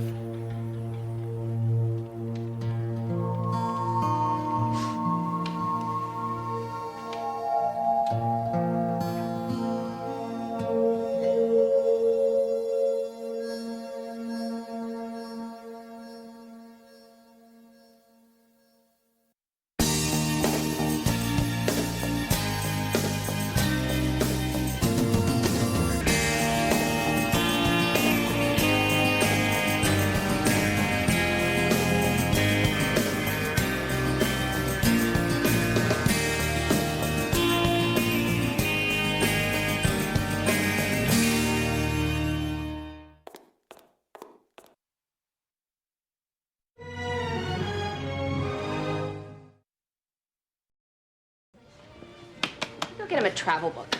They're always going someplace. Or an art book. They like art. What do you think? I think you don't have to get your ex-in-laws belated Christmas presents. That's what I think. Belated New Year's presents. I'm pretty sure Miss Manners would back me up on this. Well, I'm divorcing Michael, not them. They're still Lauren's grandparents. Besides, they're crazy about me. Still? Yeah. Well, they know what Michael is like. They probably blame him. This has been confirmed? I know them, Vincent. Okay, come on, help me. They're gonna pick up Lauren, and I want to get them something that says, you know... Love me even though I dumped your son like a sack of cats. I didn't dump him, but yeah, something like that. Oh! What? Oh, my God. What? Oh, my God. What? Time of Luck and Kindness by Vincent Gray! Shh. Oh, my God, Vincent, you're in the stores! Why didn't you tell anybody? I didn't know. What do you mean? I mean, I knew that it was coming out sometime this month, but I thought that I would get a warning. How cool is this? Keep your voice down. Why? Why? It's so exciting. It's my brother's book. It's my brother's book. It's my baby brother, Vincent Gray. He's a published author. But she's out on a day pass. You're gonna tell me this is not exciting? Yeah, it's exciting. Where are you going? Outside to vomit.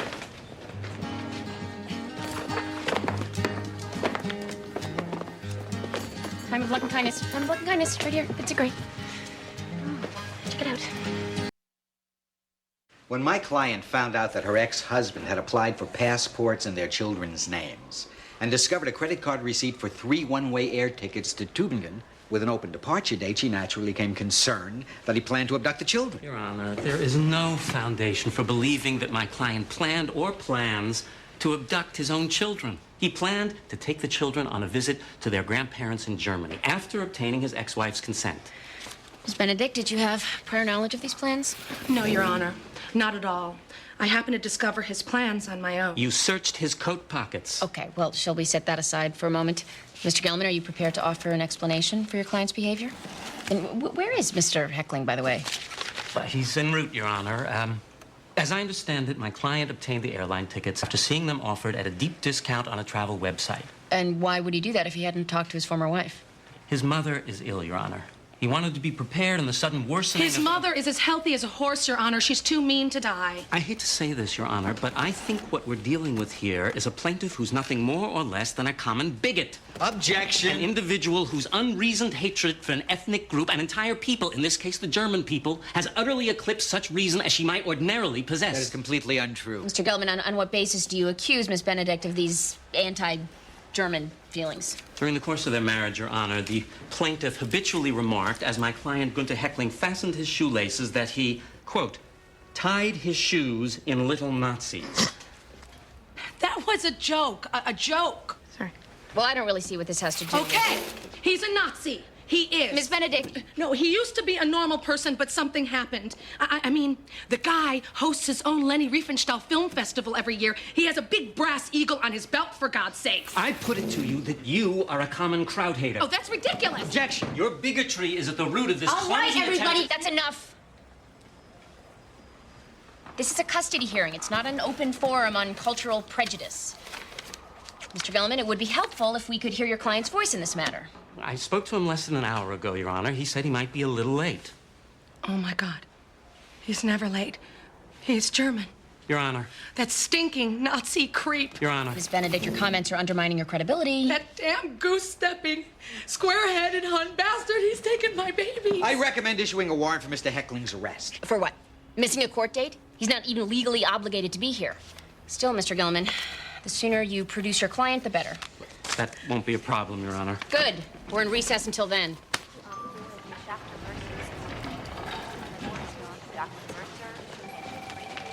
Excuse me. I'm Maxine Gray from DCF, and I need to see Aisha Al-Jamal. Right down the hall. Mrs. Al-Jamal, I have to examine your daughter. If I don't look at these wounds, they could get infected. I have to look at her. Excuse me, doctor. I'm from DCF. Great. You speak Yemeni? No. Why do I have to speak to someone else? I've already seen the police. I'm with social services. We deal with situations involving children. I am not a child. I'm 15. Can everybody leave? You're upsetting my mother. She hasn't stopped wailing since I came in here. The father tried to punch me. Doctor. I'm trying to do my job. Well, why don't you give me a minute with the girl, and maybe we can get everybody to calm down. Fine with me. Okay. Please, it's okay. Why don't we start with names? I'm Maxine. This is my sister Kaja and my mother Amina. She doesn't speak much English, but she understands some. Mrs. Al-Jamal. Mrs. Al-Jamal, I'm Mrs. Gray, and I'm here to help your daughter. You understand, to help? All right. Thank you. Aisha, can you tell me what happened? It was stupid. I had a bad week at school. Some people had been teasing me. I should be used to that. Everyone thinks I'm different. I was frustrated. I don't know. I just tried to hurt myself. Now, the report says that you have stab wounds in your chest and arm. You're telling me you did this to yourself? Yes? Aisha, if someone did this to you, I really need to know. No one did it. I did it to myself.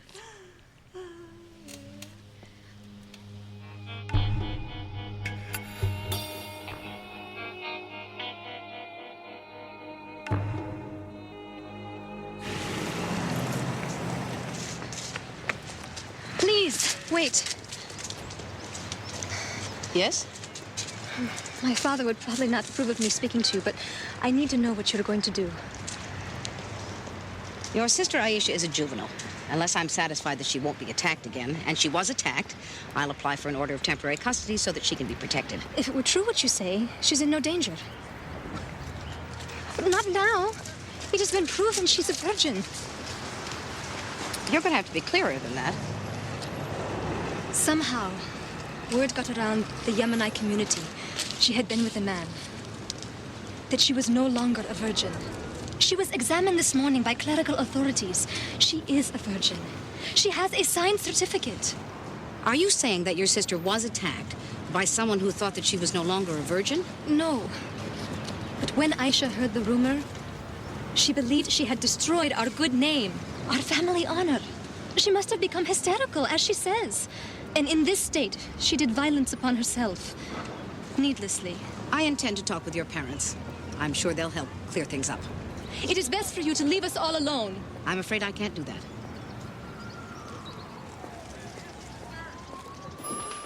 Judge Gray. What's this? The complaint against Judge Alistair McNeil, the Judicial Conduct Commission just called. I wanted the judge's sad triple bypass this morning. You're the fill-in alternate. You're kidding. When do we meet? Tonight, testimony from the complainant is set for the second floor conference room, 8 p.m. Dress is business, cocktails and dancing after. Dr. McNeil, huh? I always heard Alistair McNeil is one of the few judges sitting in this jurisdiction capable of original thought. Doesn't seem like the kind of guy to make sexual overtures to a run-of-the-skid streetwalker in his chambers. When Judge McNeil arrived, there was talk of an incident in his previous assignment. The complaint was investigated, found to have no merit. Judge was cleared, and proceedings were sealed. But as a member of the Judicial Conduct Commission, I'll have access to that material. Sealed or not, right? You'll find the transcript of the inquiry in there. Some light after-dinner reading. Great. The fun never stops. I love the cover.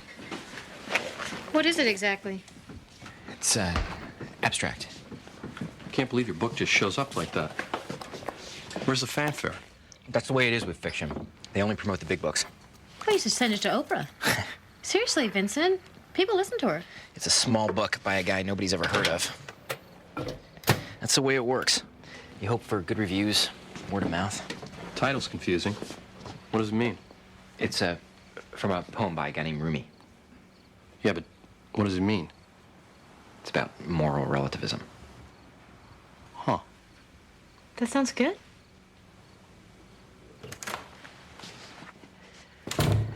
Hey, what's up? Getting a lesson in literature from Herman Melville. Isn't it great? Nothing like the swell of familial pride. He's an insurance salesman, Vincent. Do you understand his work? He didn't even want to touch it. He's proud in his own way. Besides, you enjoy being misunderstood. Oh, right. I'll remember that when the reviews start coming out. When does that happen? New York Times is any day now. Really? But we're not telling anybody, in case it's not good. It's gonna be good. It could really not be. You know, I could be humiliated in the best paper in the country, in the world. Oh, my God. Why the hell did I want to do this? Hey, enjoy it. It's really happening. Yeah. Yes, it is. You want her to move in here? Just for a while. She lost her job with the chiropractor because of her carpal tunnel syndrome. And we'd give her our guest room, but we're remodeling for the baby right now, and the dust is really bad for Evie's allergies. Peter, honey, you know I've been supportive of your adopting this young woman's baby. However, I'm not sure it's the best idea for her to move in here. It's only temporary, just till the drywall's up. We'd rent her an apartment, Maxine, but all of our money is tied up in the remodeling and adoption fees. Doesn't she have a family? People who care about her? Her family lives in Massachusetts. They're estranged. We're all she has right now, and she's carrying our baby. Your grandchild. Yeah. This was the day I was scheduled to appear on the soliciting charge. Judge McNeil approached me in the corridor and asked me to come with him to his chambers. I remember there was a very bright red carpet with a blue stripe around the outside and a picture of the judge on his desk in a ski outfit. And also a big gold mirror with an eagle on it by the door. By stipulation, both parties have agreed it is an accurate description of the judge's chambers. That's correct. Ms. Herrick, would you tell the members of the Judicial Conduct Commission what happened next? He asked me to remove my clothes and kneel and perform oral sex on him. And when I wouldn't, he got nuts. That is, he said I'd regret it. That afternoon, he gave me 2 months in jail instead of the usual fine you get, you know? There were no witnesses who saw the two of you together at any time? He was very careful. I realized that later. Snaky, you know?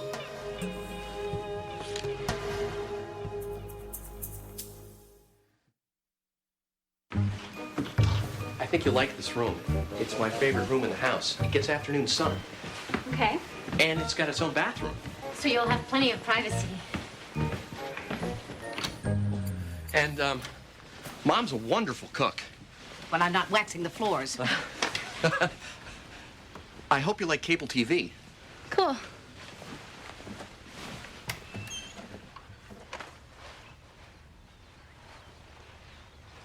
Okay. Okay. Sweetie. Maxine, thank you. I know this isn't easy, but it's just for a little while. She doesn't have much to say. But she's a little shy. Can I get another pillow for my bed? Oh, and my own key? Of course.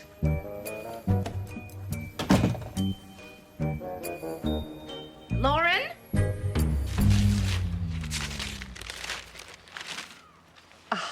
The pre-Raphaelites. Yeah, I remembered how much you liked them. Yes, we love them. It's a very thoughtful gift. Yeah, it's got Ophelia and Chatterton, all the greatest hits. Thank you, really. Well, Lauren should be down in a minute. I think Mom's just helping her pick out a sweater. Is the coffee okay? Yes, fine, thank you. Well, I'm glad we finally got a chance to see each other face to face. I've been wanting to talk to you, to explain what happened. Amy, you really don't have to do that. No, I want to. Look, you're both adults, and it's none of our business. Naturally, we felt pretty sad, but you don't owe us an explanation. Well, I will always respect Michael, and I would never let our differences interfere with our parenting, ever. Does Lauren like Chinese food? Karen thought it would be nice to try it at lunch. Sure, yeah. She'll try just about anything. She's pretty adventurous for a child her age. Anyway, I must have tried to write you at least a dozen times, but each time it just seemed so self-serving and artificial and... What can't be mended must be borne. Isn't it endured? Is it? Yes, I think what can't be mended must be endured. Well, what I'm trying to get at is... It's like the iceberg thing. There's only a little part of it that's above the surface. But that's the part that everybody sees. And I... Sweetie pie! Hi, sweetheart. Sweetie pie. Don't you look pretty? Did we give you this dress for your birthday? Yeah, Grandma said I should wear it. Hello, Maxine. How are you? We're good, thank you. And you? Very well. Good. Hey, Lauren, Grimmy and Pops are going to take you out for Chinese food. Okay, but I have to get to the Amazon habitat by 8. That's when all the nocturnal animals start to go to bed. Oh, okay. Then we better get going. All right, I'll walk you out. No. That's all right. No need. We'll see you tomorrow evening after dinner. Bye-bye. I never liked them. Mother... Well, I didn't. Oh, Maxine, good. You're here. Just in time to talk to Mr. and Mrs. Ishtar. Susie, that's not cute. I'm sorry. Not a fan of the culture. Something about women being forced to wear garbage sacks makes me cranky. What are they doing here? Police brought them in. They suspect they stabbed their daughter, don't you? I don't know what I think. I was planning to go to their house and talk to them like I would anyone else. They're not a flight risk. They're nomads. They wander. They're Yemeni, not nomads. Maxine, do you have any idea how they treat their women? Look at his wife. She's covered from head to toe. Well, I'm here to help their daughter, not analyze their way of life. Well, good luck getting anything out of them. I'm already looking for a placement. I'm sure you are. Your Honor, we've been unable to locate my client's former husband or her children. According to school authorities, they were removed yesterday by Gunter Heckling on pretext of an automobile accident involving his ex-wife. Judge Gray, have you informed the police and the state's attorney's office of this, Mr. Tyson? Yes, Your Honor. It's my understanding that no action will be initiated until the children have been missing at least 48 hours. Judge Gray. In a minute, Donna, and no one's heard from them since. Judge Gray. What is it? Donna? I'm sorry. But Hartford Police Captain named Fritz Teeter just phoned. He said they just received a call from Gunter Heckling. The children were with him, and they're fine. What? Where are they? Well, Captain Teeter wasn't sure, but he said it sounded like an airport terminal. He heard German being spoken in the background. Oh, my God. I knew it. Your Honor, I assure you, I had no idea. Well, this court finds Gunter Heckling in violation of the current custody agreement.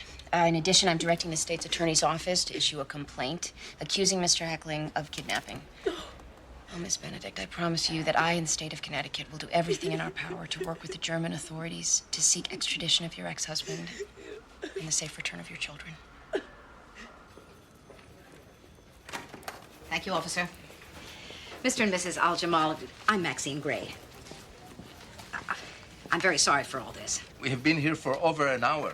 I have a business. We have children at home. Truly, I apologize. They refused to release my daughter from the hospital. That is correct. DCF has the authority to keep her there pending an investigation. That is, until we know what happened to her. Aisha told you what happened. DCF is not satisfied with this report. DCF? What does that stand for? I apologize. It means the Department of Children and Families. You have a department to take care of your children and families? You cannot take care of them yourself? In my country, this would be unthinkable, having strangers interfere with a family. Well, we do things differently here. Yes. I read the newspapers. Women leave their babies in trash cans. Children murder their parents. Forgive me if I do not think you do things better. I'm having some problems with Aisha's story, Mrs. Al-Jamal. Please address your comments to me. It's customary for me to speak with the child's mother. Your custom, not mine. I speak for the family. Then do you think your daughter stabbed herself? I believe what Aisha said. Well, I'm having some problems with it. Are we under arrest? No, of course not. Then I would like to leave. Yalla, bidna baruch. Mr. Al-Jamal, you can't avoid talking with DCF. You're welcome to be a guest in my home. Yalla. Then we'll talk there. This afternoon.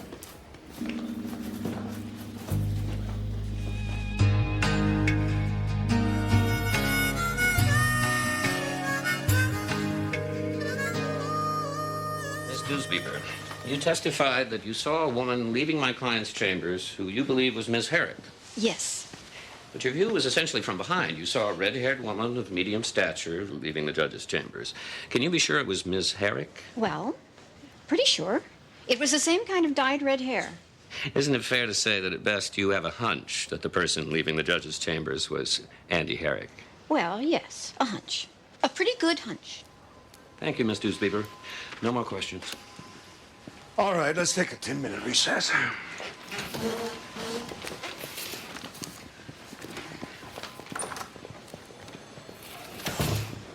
Rick Bachman. Amy Gray. Welcome to the Judicial Conduct Commission. Is it all you thought it'd be? Yeah, all that and more. Actually, I'm a little overwhelmed. The stakes are so high for Judge McNeil. What I want to know is what the hell we're all doing here anyway. We all know McNeil's a pansy. Hey, do you really believe that he asked this bimbo to give him a helmet scrub? Do we know he's gay? Well, that previous incident in New Haven certainly suggests he is. But he was exonerated in that case. Yeah, but if he is a homosexual, it explains why he was such a perfect target for that kind of sleazy accusation. Excuse me, if this man is gay, what's the point of this whole exercise? In my book, homosexuals don't seek oral gratification from female prostitutes. Especially that one. Did you see the way Are she we was deliberating here? Because it's my understanding that we shouldn't deliberate until all the evidence is in. Isn't that what we tell jurors? We haven't even heard from Judge McNeil yet. Well, I just think the whole thing's a crock. I've got to go tap my kidneys. Damn. Looks like you're out at the golf game. I'll live. Mrs. Gray, it is strict Yemenite tradition that an unmarried woman of decent family does not have relations with a man, not before marriage. Things were not so different here at one time. No, it's far more important in my culture. The girl may never marry. Her sister may not marry. The whole family becomes a figure of ridicule. The only way to erase the shame is if the girl is punished with death. And this is your belief? At one time, if the daughter of another broke this law, I would have lost respect for the family.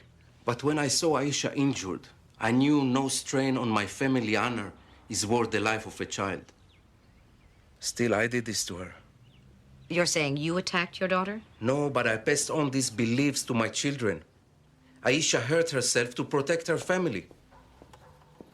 بدها شاي من فضلك. Thank you, Mrs. Al-Jamal. Do you mind if I ask you a few questions? She does not understand English.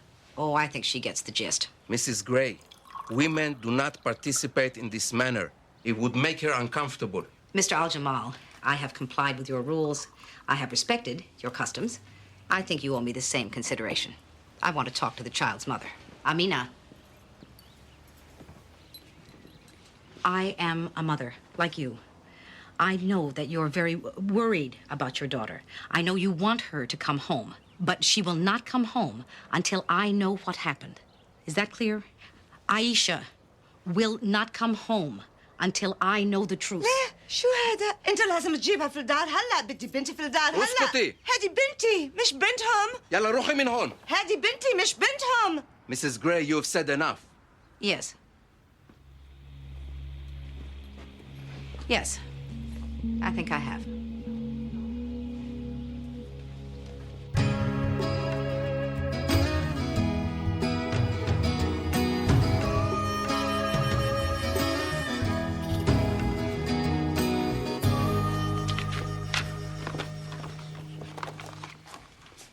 Oh, hi. Hey, Evie. Do you know if that TV in my bedroom has a remote control? No, I think it's the old-fashioned kind. You actually have to get up and turn that knob.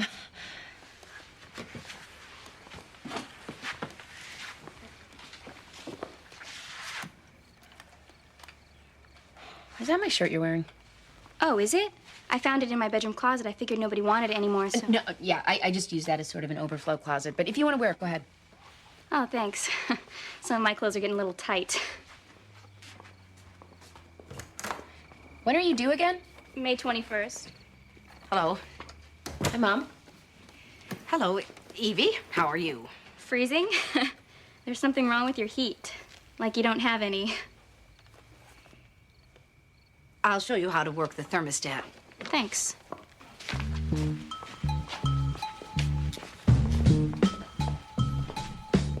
Is that your shirt?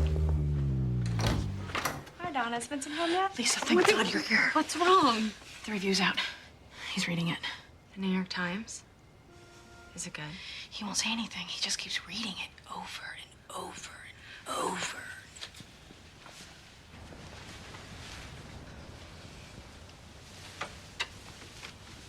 Hi. Is that your review?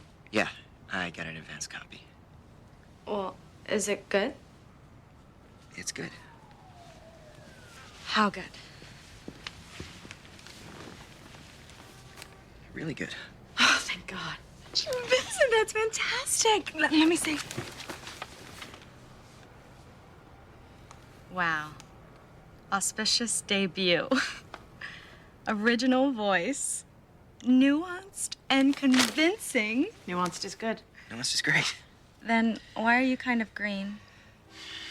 There was another review today in The Spectator. What's that? A small magazine. Very literary. British and snotty. I've never heard of it. What did they say? They said I wrote my second book first. Oh, the bastards! What does that mean? Not good. What did they say exactly? Exactly? Let's see. Surfeit of intelligence, a deficit of courage. It's careful and it's calculated. Mr. Gray is afraid of losing a reputation he has yet to earn. He seems to think that even when you've got nothing, you've got something to lose. Not that I've memorized it or anything. Come on, Vincent. This is the New York Times. I mean, who's ever heard of that other thing? The Spectator. See, I've already forgotten it. The problem is, they're right. No, they're not. Come on, this is your moment. Can't you just let yourself have it? Excuse me. Can I say something? You wrote something, Vincent. Putting your ideas and dreams into words and out there for everyone. That's an act of courage. Sitting around finding fault with other people's work is cowardly. You know what they say. It's easier to criticize than create. Besides, if Englishmen had any sense of aesthetics, they'd be circumcised.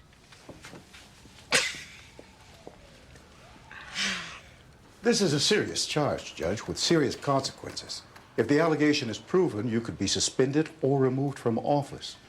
This is your opportunity to be heard. At this time, with all due respect, members of the commission, my client has advised me that he will make no statement nor present any evidence on his behalf. For God's sakes, Alistair, defend yourself. Your lack of comment is a statement in itself, Judge McNeil.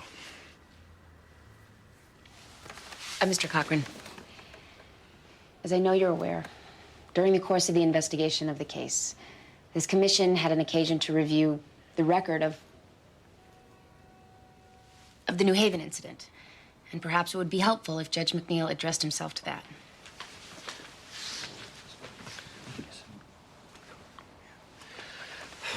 Against my advice, my client wishes to say something. After 30 years of service, I'm distressed to discover my integrity can be so easily impugned. This case is a simple matter of my word versus the complainant. And I will not inject information that is not relevant into this hearing. At this point, I feel compelled to offer my resignation as Superior Court Judge of the state of Connecticut. This should relieve the commission of its onerous burden. If you'll excuse me.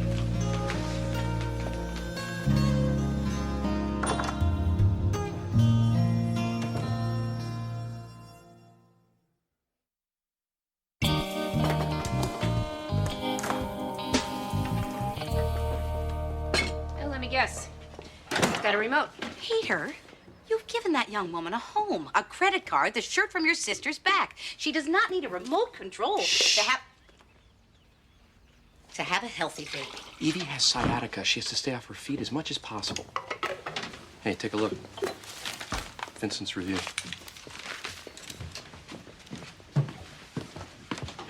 Oh, hi, Peter. I was just about to call you. Jillian said I could borrow her car if I needed it. Sure. Where are you off to? Driving, errands and stuff. It's kind of private, okay? I shouldn't have to get the third degree every time I want to go someplace. You're right. I'm really sorry. I'll get Jillian to bring the car over after lunch. I was kind of hoping I could have it now. Okay. Let me call her at work. Oh, please. Mother? Peter, you don't have to give her your car. If she wants to go somewhere, she can walk to the bus stop and take the bus. Evie has sciatica. I can't believe you're allowing this young woman to manipulate you like this. It's fine, really. Hey, Mom, it's 8:30. We're gonna be late. Jillian said it was okay. While I appreciate your willingness to give up your baby to my son and daughter-in-law, Evie, I won't have you take advantage of them. Mother, please. Do you honestly believe she'll hand over her baby to someone else if you don't accede to her every whim? She's got a very good deal here. Don't you, Evie? Hey, Mom. No, Evie knows that she's damn lucky to have you and Jillian. To have her baby raised in a home where it will always be loved, taken care of, safe. Evie may be young, But she's no fool. Why would she jeopardize having that for her baby? You people don't know me. You don't know anything about me. It's my baby, and I will do whatever I want with it, and you can't stop me.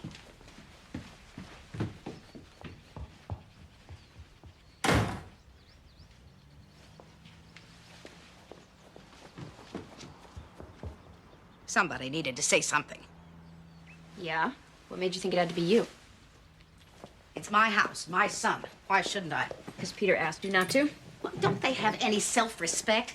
Can't they see what that little girl is doing to them? Mama, you don't know everything. We don't know everything.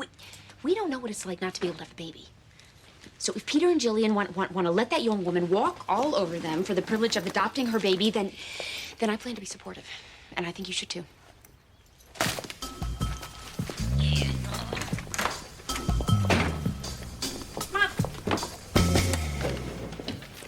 I hear Aisha Al-Jamal is still in the hospital? Yes.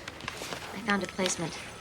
Susie, no. I'm working on an investigation. That man stabbed his daughter. Well, you don't know For that. having sex with somebody. Well, actually, she didn't have sex. Well, that makes it better. Do you honestly expect every family we work with to walk and talk and look like us? We're here to help people, not convert them.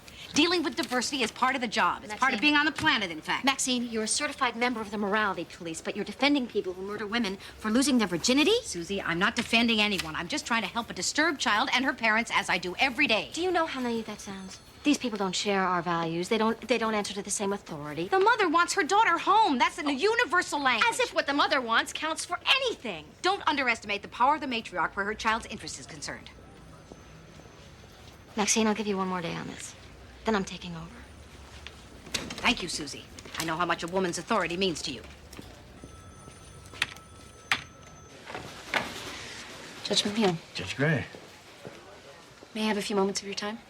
Please, I don't have many moments left in this office. I'd be delighted to spend the last few with you.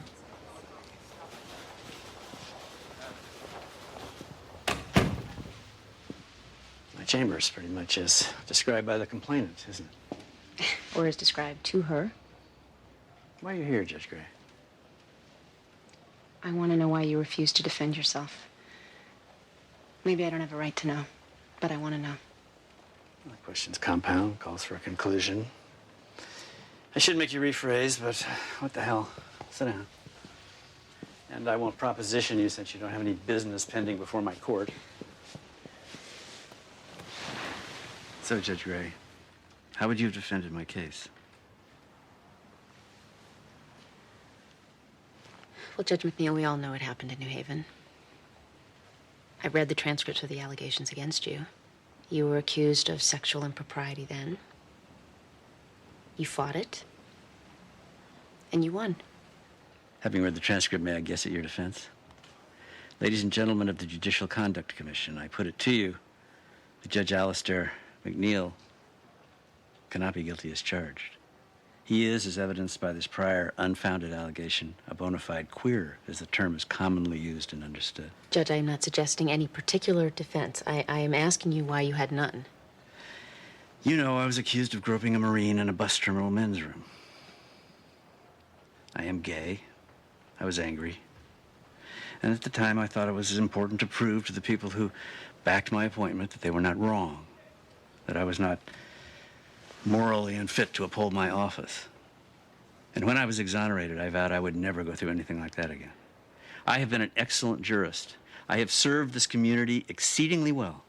Which is why I can't believe you'd be willing to walk away from it all.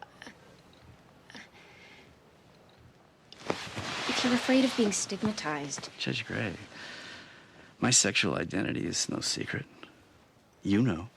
I mean, your colleagues on the commission have been around the court system considerably longer than you have. This is not about fear. I don't give a rat's ass what other people think about me. This is about dignity. My own sense of dignity. Why should I have to affirm my innocence by trotting out my sexuality? You wouldn't have to. But now people are going to believe that you're guilty of abusing your office. Well, people can believe what they want to believe. But after 30 years, I should not have to defend myself against a spurious attack brought by a prostitute because she's unhappy about a jail sentence. Well, I wish I could say that I understand your reasoning, but you're losing everything. Oh, not everything. My identity's not being a judge, not being gay. There are other things to be.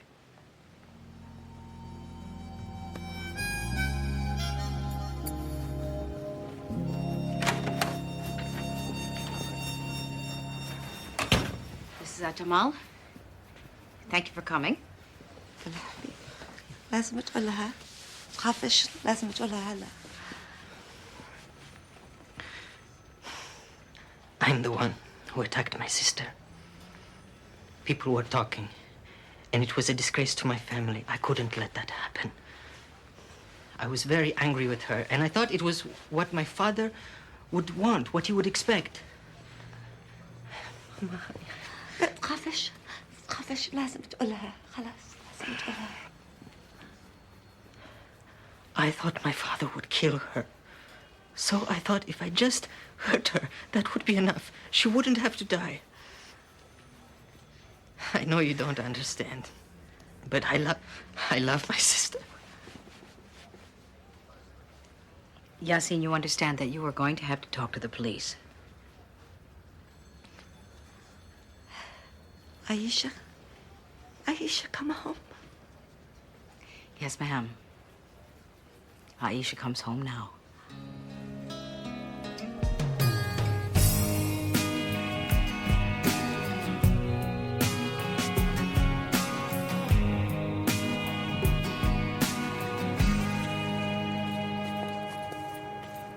Hello, Evie. Don't worry, I'm leaving. I'm waiting for my friend to pick me up so I won't be bothering you anymore.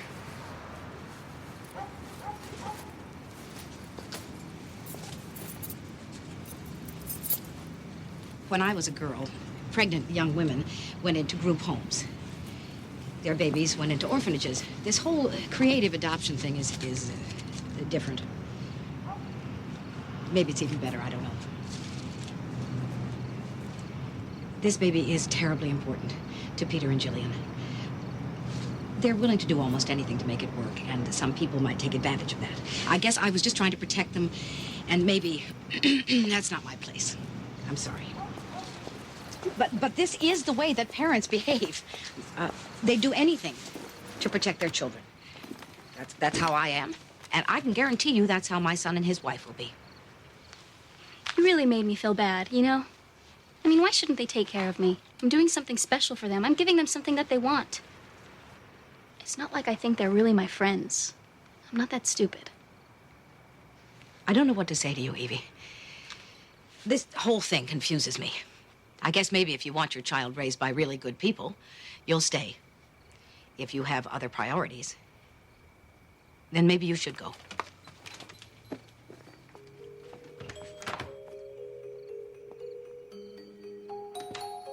He knew that she was leaving, and he knew that a word, a fragment of a thought, could make her stay. He said nothing. She crossed the street without looking, as if she could not be hurt anymore. The pewter sky was low and thick, clouds tangled in the highest branches of the birch trees, and the world felt hollow. He thought how easy it would be to disappear, how quietly he could go, how few tracks he would leave behind. It's a comedy. Vincent, it's quite something. It's overwritten. No, it's not. It's great. New York Times was impressed. That should tell you something. Did he die at the end? No. Does it sound like he was gonna die or something? It's a metaphor.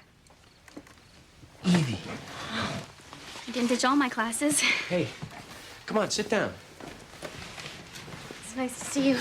Here, you can have some of my pie. Like, Oh, here, have my pie too. yeah, you're eating for two. You got Plenty. to. Read another one, Mom. Can we move on to something else? Read another one, Mom. No, I mean it. Read another story, Mom. One more? Mom. That's Lauren. I kind of like to read this one again. Come on, Mom. It's good, Oh, Vincent. come on. It's beautiful.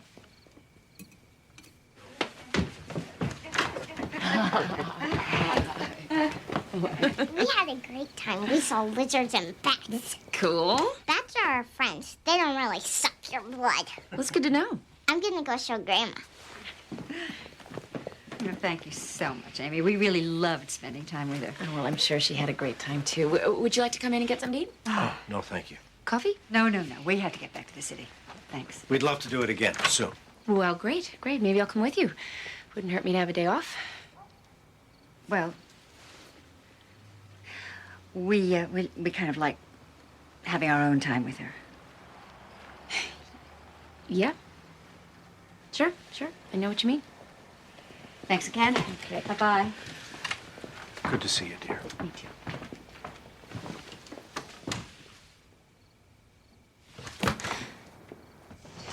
Karen, Bill. I can't stand this. I really want to tell you my side of things. I mean, you were family to me, and I hate the idea of it being so awkward. I just want you to understand. Amy, please.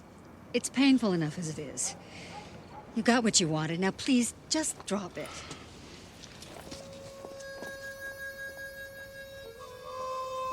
What I wanted?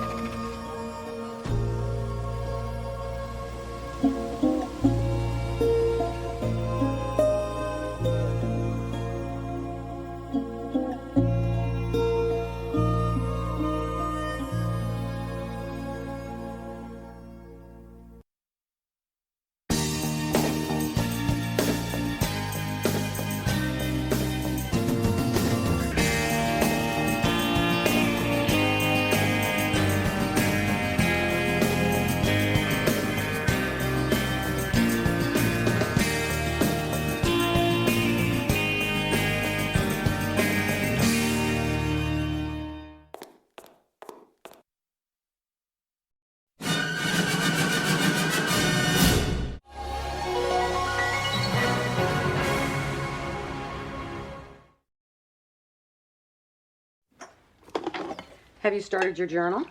I bought a diary. Have you written in it yet? Well, Michael hasn't really done anything wrong, so... The journal establishes in the eyes of the court a pattern. When Michael calls Lauren, when he drops her off, when he picks her up, when he makes child support payments, any and all interactions you have with him. Right, but really it's so if Michael does something bad, I have documentation. Hey, he's the one that has to do something wrong before that works. Amy, I'm a terrific divorce attorney. That's why you're paying me so much money you can't afford not to live with your mother. I have a hard time seeing Michael as a bad guy. Well, try not to dwell on the positive, because he won't. What do you mean? I mean, we have to assume he's keeping a journal. I mean, have you ever been late to pick up Lauren? Has he ever seen you have a glass of wine? Oh, my God. And then there's the matter of your sexual activity. Yeah, well, there is no sexual activity. I think my virginity's grown back. Really? Because Dr. Carroll said the two of you spent an evening reinventing the wheel. That's a lie. Does this ring any bells? Tracy? You don't have to be modest, Amy. I barely kissed you. And then there's Fred Fellman. Freddie Fellman? That was high school. I didn't sleep with Freddie Fellman. He just told the lacrosse team. Freddie has a different account. You lying little worm. Why aren't you older? What are you laughing at? You're naked.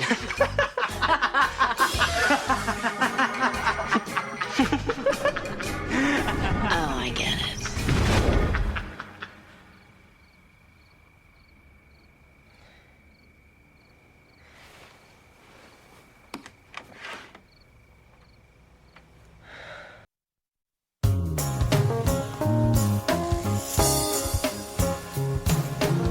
Isabel Kemper gets to stay up until 8:30. Eat your toast. Stephanie can stay up as long as she wants. Same with Jennifer, and she's 2 months younger than me.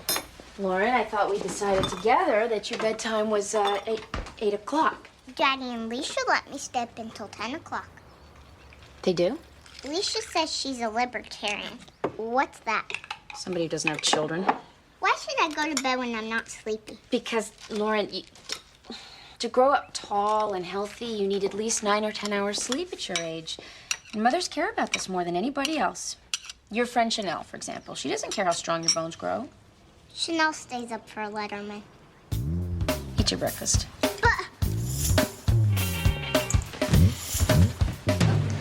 trucker by the name of Jack McEachern found the boy curled up in the parking lot this morning about 5. Curled up as in asleep? Likely left behind by travelers in his pajamas and all. He won't give us his name. Mind if I try? Well, that's why we called you. Mr. McEachern, I'm Maxine Gray. Good morning. He's the strong silent type. Can you read? This badge shows that I am a social worker for the Department of Children and Families. That means you can talk to me. Did your mother and father tell you not to talk to strangers? Well, that's right, but I'm sure that they also told you that it's okay for you to talk to policemen. Mm-hmm. Well, this man is a policeman. Well, what is he then? A park ranger? A park ranger? His pants are poofy. They're jodhpurs, and I am a real policeman. If we call a real policeman, will you tell your name and phone number? Mm-hmm. Dispatch requesting a local Boy Scout out at Honcho's truck stop on Route 44.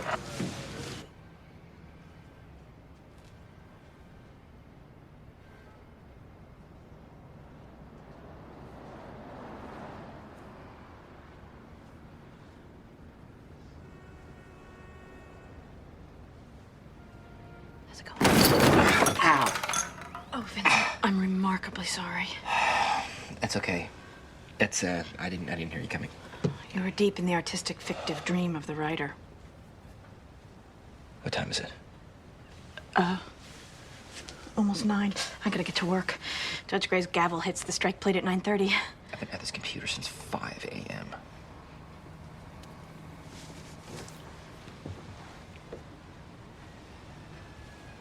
Is there something? No, of course not, no.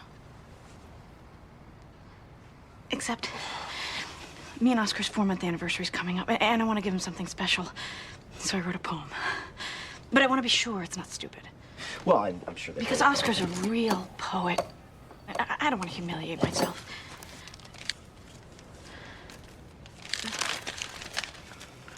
You want me to read?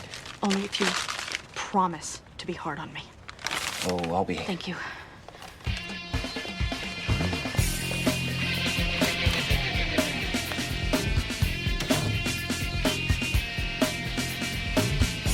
One resisting arrest, 1 disorderly conduct, 4 possession of controlled substances, and 1 kid fighting to move to adult court. Are you all right? I'm not sleeping well. Having these weird dreams. Cut down on your caffeine. Without caffeine, I wouldn't be conscious right now. It's a vicious cycle. If I don't get 6 hours sleep, I'm a basket case. 6 hours, huh? What? I'm a weakling? No, I'm studying for an exam Friday. I would kill for 6 hours. An exam? What kind of exam? We also have King v. Rowan today. You say that as though it should mean something to me. What, is this night school? Child psychology. You never heard of King v. Rowan? No. Are you going to be a child psychologist? It's a long-term plan. Look, we have a tough day, Judge Gray. Starting with King v. Rowan, so... Bruce, how tough can it be?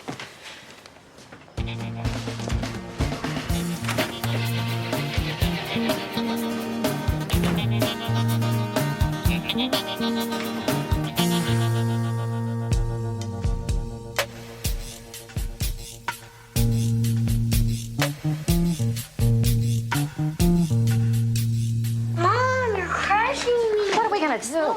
Hey, Mark's gonna be fine. We're gonna deal with it. The doors were all locked. I looked in on him at 2 a.m. Okay, you okay, buddy? Up on the stool. He's okay. Make a muscle. Attaboy. Want to see a magic trick? Honey, get the camera out of her face. Does Mark run away often? I got him, shirt. It's right here. He was asleep when they found him, right, Miss Gray? Yes. Oh, hey, you can't wear your karate gi to school. Asleep in a parking lot. It's the Ace of Hearts. Somebody get Mark dressed. Got it. Come on, big man. Most children prefer a bed to a parking lot. Why is he doing this? Do you think he needs more exercise? Mark sleepwalks. We've taken him to the doctor. Maybe we should put a bell on him. So it's happened before. Got a big sack of kid here. Try it again. Last week, our neighbor found him in the backyard about 4 houses down. It's the Queen of Hearts. The doctor thinks he might be upset on some level about my going back to work. Well, I'm sorry for how this sounds, but I'd like your permission to talk to Mark's doctor. The doctor said it was just a phase. Mr. Saunders, your son was found asleep in a parking lot. He could have been hurt or abducted. I'll get the phone number. Let's do it again. Why don't you just give me the card you want? Okay, before we begin the custody hearing, I'd like to rule on Mr. Acuff's motion. Thank you, Your Honor. My client, Mr. King, would like his two children, Danny, age 11, and Nicola, age 7, to direct their own independent counsel. Paid for by him, no doubt. Excuse me, I wasn't finished. We object to this motion, Your Honor. He who pays the piper calls the day. When the divorce was first granted, the children were too young to articulate their own opinions. But now they are competent individuals with a rational point of view. You have clearly never dealt with 7 and 11-year-olds. Counsel, no bickering in my court. He's turned the children against me. My kids have their own opinions, Judge, which they have formed from their own volition. Only a fool couldn't see through this transparent ploy. Bizor, I hope you're not implying that if I rule in favor of the motion that I'm a fool. No, of course not, Your Honor. It's not you I think is a fool. Nice grammar. Oh, right. I think we're all forgetting that there are rules in this courtroom. He thinks that if the children have their own lawyer, it doubles the number of arguments in And his what the favor. voices of the children are not being heard in this court. You made them with these son of a bitch. That is voices of the children are not being heard. Hey, this is a court of law, damn it!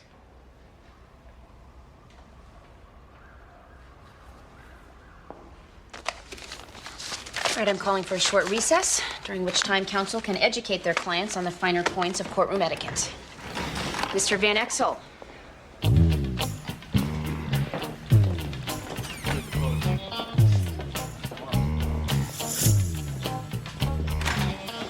Keep order in my own court, thank you. That's great. I know you can. I apologize. Well, maybe 4 hours sleep isn't enough for you, Mr. Smarty Pants. May I assume, since you're calling me Mr. Smarty Pants, that the official part of the reprimand is over? God, they hate each other. Even their lawyers hate each other. Welcome to King v. Rowan. By the way, you have a message from a Ms. Darling confirming your meeting tonight. Thank you. Would this be Eloise Darling? You know her? She's a well-known barracuda. Well, she's my divorce barracuda. And believe me, you have nothing to worry about.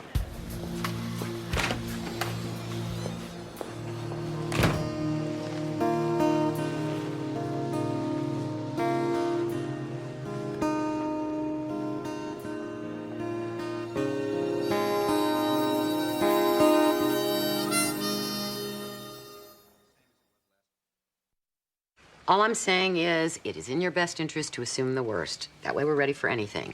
And the worst is... Michael demands sole custody. What are the arguments he'll use against you? I don't understand. You drink too much, you're promiscuous, you put your career ahead of your daughter's best interest. No, I don't think Michael would say that. Look, Amy, it's really important that we present you as the superior parent. Now, please, what are Michael's shortcomings? I guess Michael abdicates responsibility. What does abdicates responsibility mean? Oh, sweetie, this is a grown-up conversation. All the good stuff happens after I go to bed. No, it doesn't. Hey, Mom! Daddy lets me stay up until 10. 10? How old are you? 6. Who are you? This is, Eloise. She's, Uh-oh. Ishe, Inde, Irhe, anything. Hey. I speak Latin, pig. You should be fast asleep. I can't sleep. That's because you eat too much sugar and watch too much television. Mom! It's okay. I'm on your side. Come on, I'll tuck you in. But 10 o'clock is when I get sleepy. Fine, you can nap till 10 and then go to sleep. A strict bedtime would really be in your favor. Tell that to her.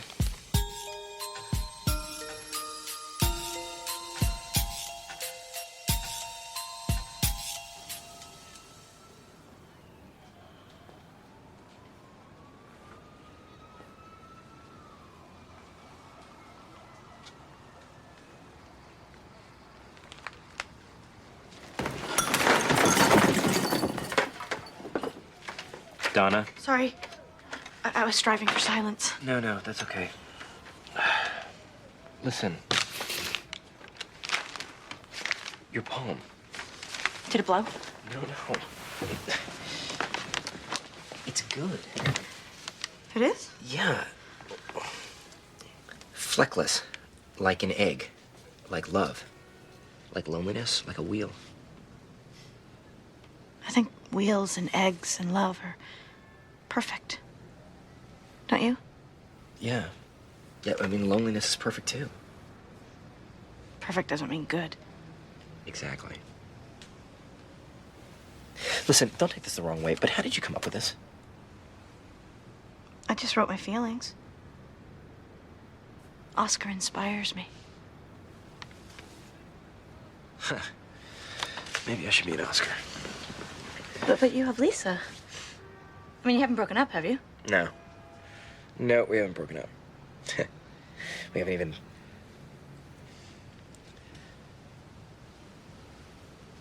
Yeah. You know, when I was nervous about doing it, I talked to Judge Gray. She knows a lot. Okay. Yeah, thanks. I mean, wow. She is so creative. All right. Yeah, no, I get the idea. Yeah. Thanks.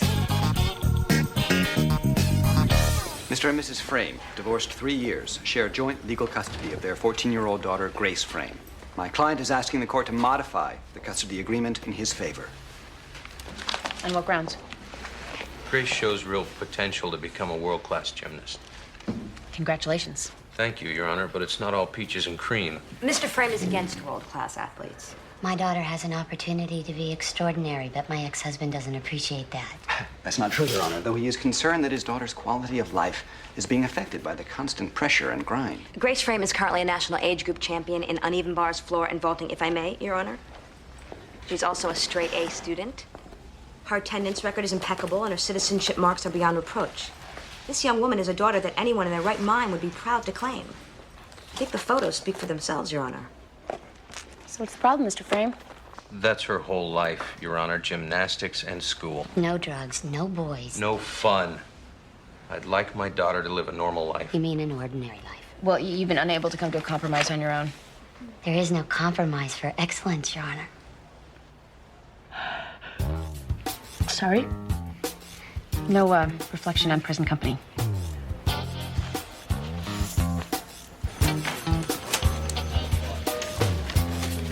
Maxine, a Dr. Nishimura called in to double-check your credentials. I told you that photo on my ID was fuzzy. You're, pursuing a sleepwalking case? A little boy walks a mile in the middle of the night across a highway. I think it bears some scrutiny. Did Dr. Nishimura find any signs of abuse? No.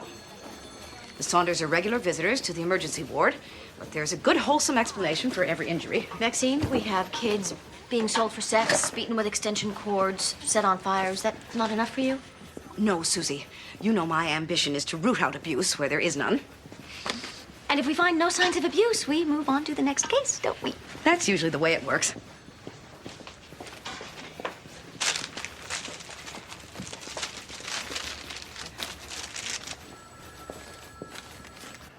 It's Amy Grace, still holding for Michael Cassidy. King v. Rowan, go. This is the 8th court appearance in 6 years over custody. 8? Yeah, that's a lot. Michael. Yeah, it's me. We need to talk about Lauren's bedtime. 3 court evaluators have identified the mother as the preferred parent. Because 10 o'clock is too late. Well, I don't care if she says she's tired or not. One of them testified that Mr. King was seeking custody more to punish the mother than out of any desire to be a full-time father. Hey, Michael. When a child admits she's tired, it means she's overtired. So I am asking you in a civil manner to please make her go to bed earlier. Do you need some privacy? Mr. King was chastised for holding back child support and spending money on trips and expensive gifts. Yeah, meanwhile, the mother wipes out her finances, putting braces on the kids. No, Michael. I didn't mean you. So, be a man. Make the little girl go to bed.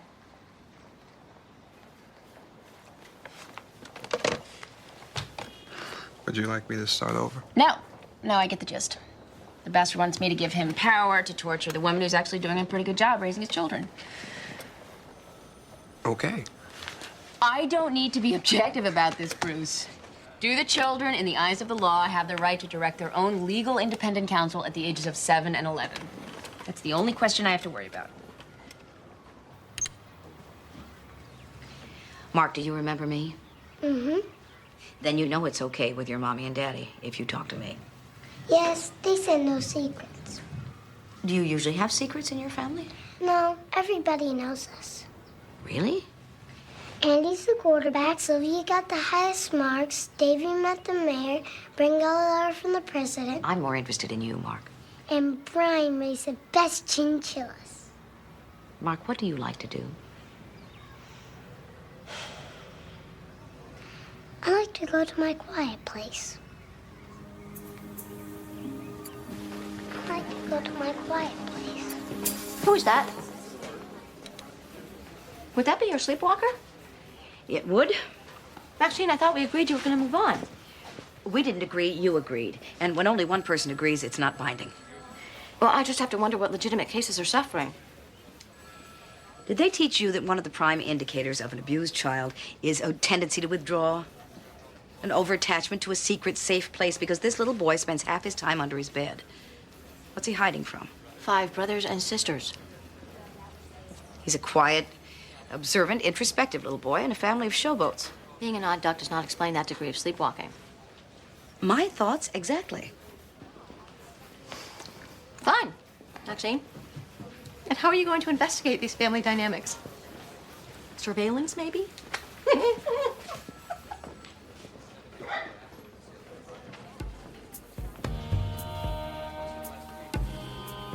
That's not a bad idea, Susie.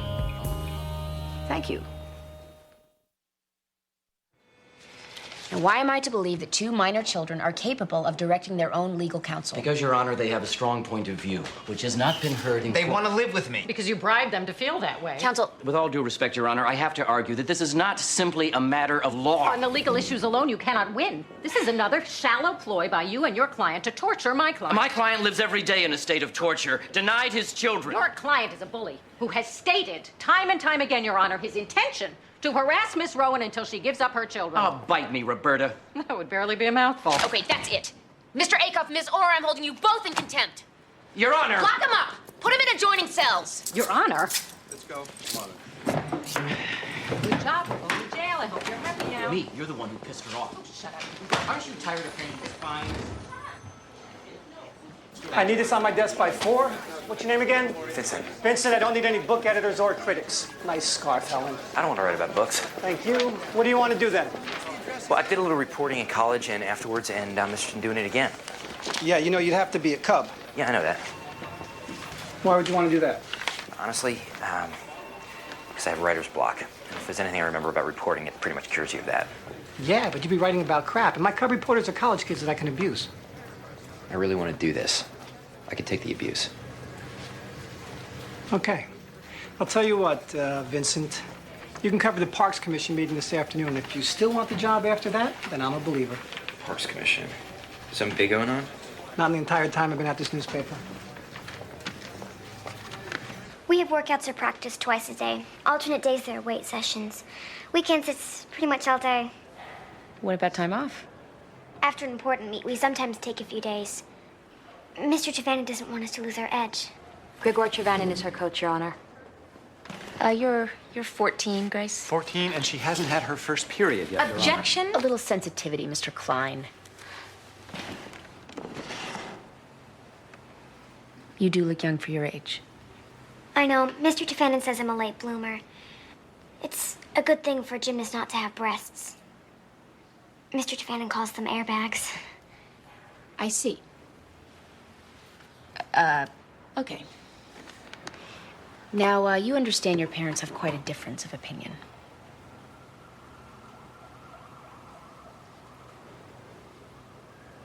What do you want to do?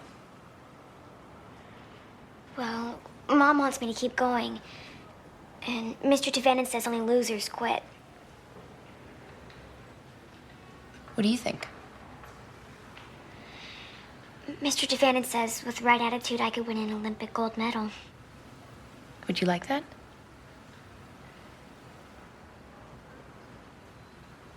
Only losers quit, Mr. Trevanion says.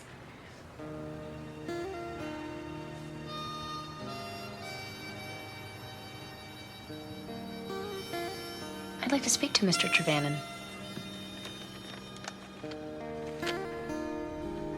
As you can see by footnote 36A, the projected density of the development exceeds the estimate done by the zoning commission. The zoning commission estimates were superseded by the findings of the land use task force.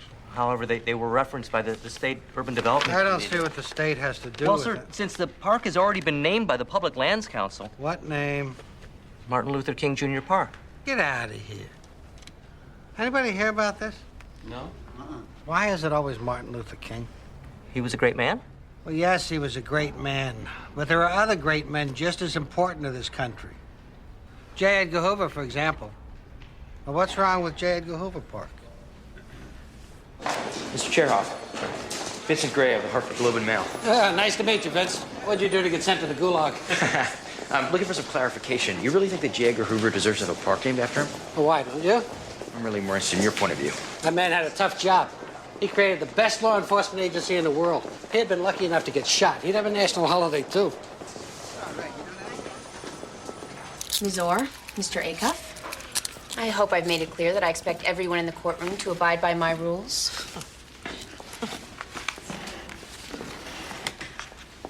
Danny, I'm going to ask you some questions, and I'd like you to answer them honestly. I want to live with my father. I see. Can you tell me why? He's a good father. We do stuff. What kind of stuff?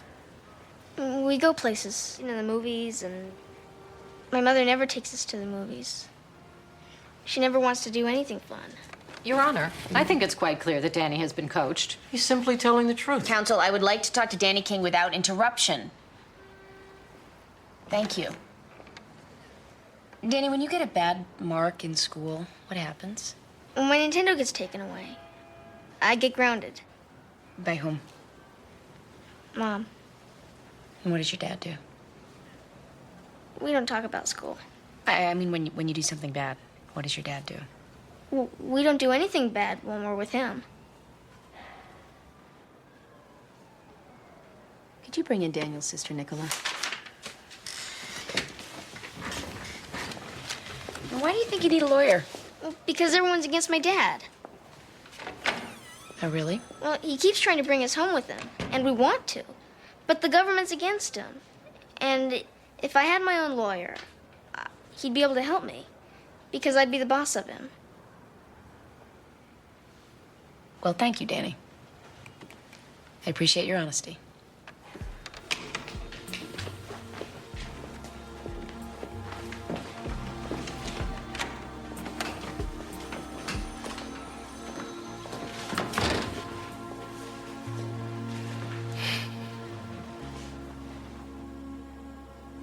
Hi, Nicola. I'm Judge Gray. You don't have to be afraid. I just want to talk to you. It's all right, baby. Be a brave girl. Just say what we talked about.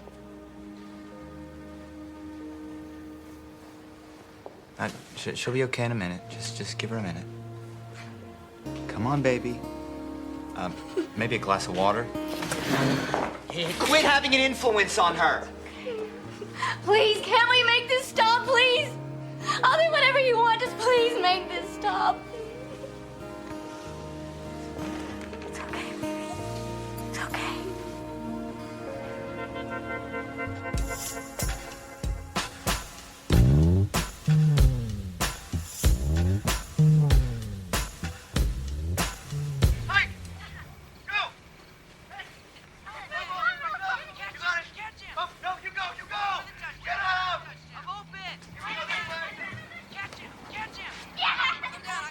Oh, God. It's not one of those abusive babysitter tapes, is it? Because I can't take it. No, as a matter of fact, it's like watching the Roberto Benigni family. Should I be offended that you've taken to watching other families' home videos? I've got a little boy who sleepwalks a mile. Something's wrong in his life. So I borrowed a bunch of their tapes. It's probably a wild goose chase.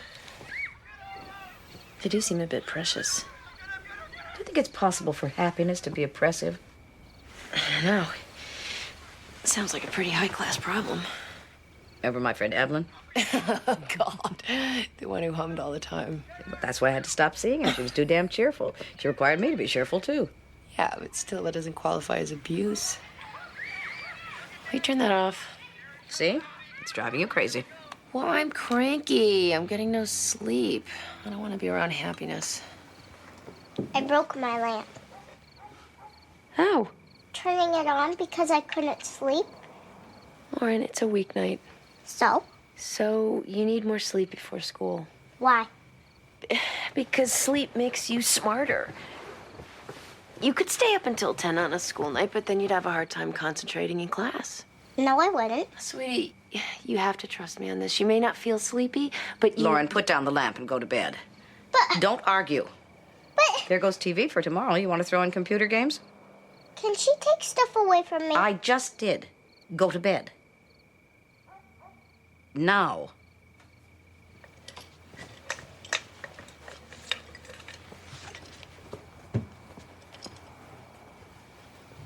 I can do that in court. Why not here? You're getting divorced. You're afraid of alienating her. If you take my advice, you'll give yourself permission to be a parent.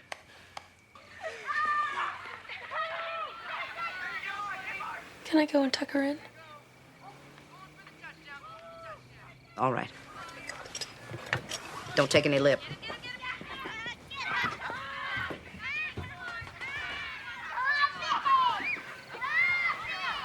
Mom, I know they're supposed to be happy, but that sure sounds like murder.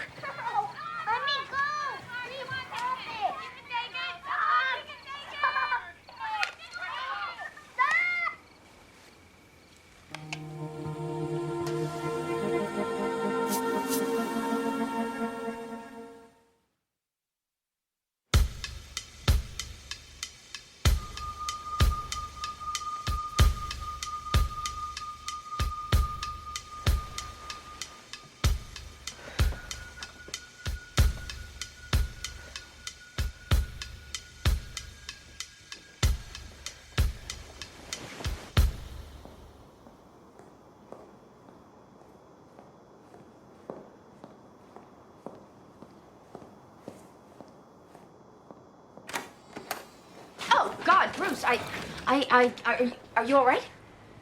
Judge Gray, I'm sorry. I was just studying. No. You can use my desk, Bruce. Especially 2 in the morning. No, I just came to pick up some sentencing guidelines. Still can't sleep, huh? Yeah, it's this custody thing. King v. Rowan? No, Michael v. me.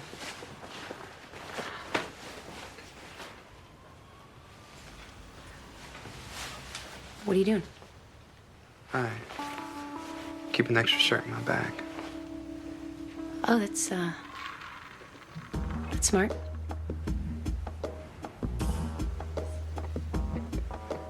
Judge Gray.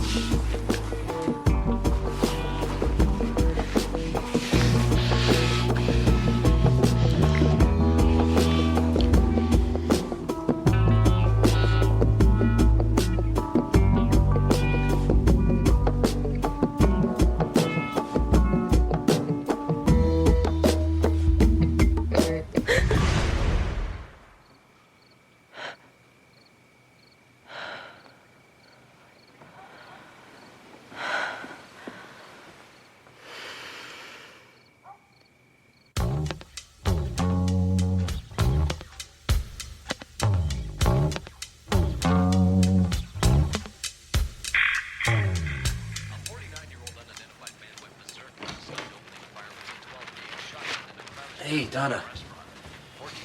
You got the metro section? Never read it. It's too depressing. Allergies. Technological marvel. Hey, what do you think of that? Ugh, what a jerk. I already heard it on the news. The TV news? Yeah. I must have picked up my story. It's probably on the AP. Your story? Yeah. I wrote this. You did? Wow, You did? You're so multi-talented. Are you gonna be a reporter now? I guess I am. That's great. I just need to get laid. Too far? Yeah. Sorry. Grace Frame has the talent. If she is not lazy in her head, she will go far. Well, that's not what I asked you, Mr. Trevannon. It is the important facts. What you want to know is not important. Well, nonetheless, this is my courtroom, and I'm asking you, does Grace Frame enjoy gymnastics? It's very hard for you to understand. Really? You have not led extraordinary life. You are coming. Hey, I'm sorry, but it's true. If you had done more with your life, aimed higher, you would not be stuck in this shabby place. Your Honor, I just want to remind the court that Mr. Trevannon is an immigrant, and so his English might seem a bit abrupt. Uh-huh. Well, if we could return to Grace Frame, what about her is pertinent? She's a good girl. She does what she's told. She wins the meet, and she pays attention. She doesn't argue with you? Never. She's never willful? I would not permit. She follows your instructions without complaining? I insist on this from all my girls. Well, thank you, Mr. Trevannon. Anything else? no, Your Honor. No, Your Honor.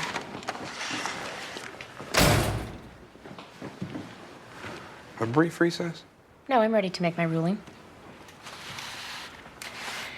I'm extremely loath to remove custody from Mrs. Frame, at least without a thorough psych evaluation. My best guess is that the evaluation will show Grace Frame to be stunted, both emotionally and physically, because of an over-arrogant, bullying coach. But he's the best coach in the world. So he informed us. But if the evaluation comes back the way I think it will, then I will consider modifying the custody agreement in Mr. Frame's favor. But why? I understand the sacrifices necessary to become an extraordinary person. But Grace Frame shows no passion for gymnastics, no fire. And unlike you, I am not willing to let an impressionable child be bullied into making those kinds of sacrifices. Your Honor, is there anything my client can do to prove her commitment to Grace's well-being? Well, if Grace were to change coaches, I might look upon that as a significant sign that Mrs. Frame puts her daughter's interests first. Thank you. Mr. and Mrs. Saunders, I suspect you're going to have some problems with what I'm about to tell you. Oh my God, you're not going to take Mark, are you? But we've cooperated in every way. I don't want to have to disrupt what is, by all accounts, a very loving family, but I think I've discovered something that you need to know. About Mark? Yes. I'm out of here. And the fact is that Mark is not like the rest of you. You mean he's not normal? Actually, he is normal. The rest of you are high-spirited. Well, yeah, Mark is shyer than our other kids, but we've been working on that. You try to draw him out of his shell. I think that's maybe a mistake. We don't want him to go through life missing the fun. So to cheer him up, you... Make him take part in our games. You know, we just don't want him to hide away. I can't help but noticing on your tapes that you all tickle him a lot. What's wrong with tickling? I mean, it's the only time we get to hear the poor little guy laugh. He begs you to stop, and you don't. It's just a game. Not to him. What are you saying, that Mark can't distinguish between tickling and what, a beating? That's exactly what I'm saying, Mr. Saunders. In both cases, the child experiences a loss of power. He feels helpless and humiliated. You can't be serious. You heard him laughing. That's not laughter, that's hysteria. He feels as helpless and brutalized as if you were beating him. Mark is sleepwalking because we tickle him. We just want Mark to be happy like our other kids. I'm afraid you want him to seem happy. There's a very big difference. Do your son a favor, just let him be.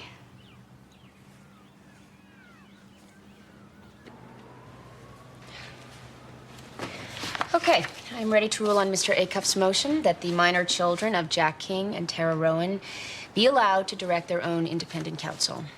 Now, it is obvious to me that these ongoing custody hearings have become so rancorous that the children do need representation which attends to their needs first and foremost. But, in addition, I am also ordering that guardian ad litem be appointed to safeguard the children's interests. A guardian ad litem is usually appointed in neglect or abuse cases. In my opinion, this is an abuse case, Mr. Acuff. In my opinion, these children are being abused by a father who wants to strike back at his ex-wife through his children. And the only ones suffering more than she is are the children. I don't understand. A guardian ad litem is charged by the court to pursue the best interests of the child, even if counter to the child's stated desires, especially in a situation where the children may have been unduly influenced. The court is overstepping the issue before it. Well, we all have to stretch in life, Mr. Acuff. I'm ordering a continuance in the King versus Rowan custody hearing to give the guardian ad litem time to evaluate Danny and Nicola's best interests.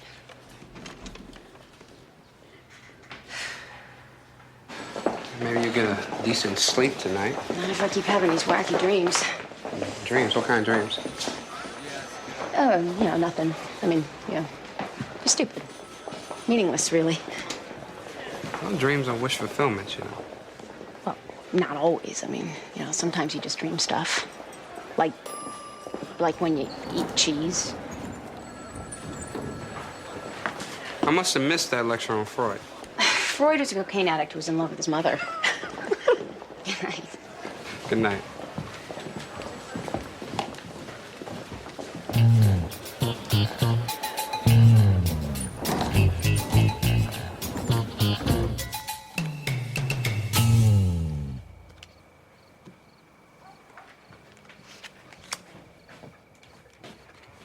You're still awake?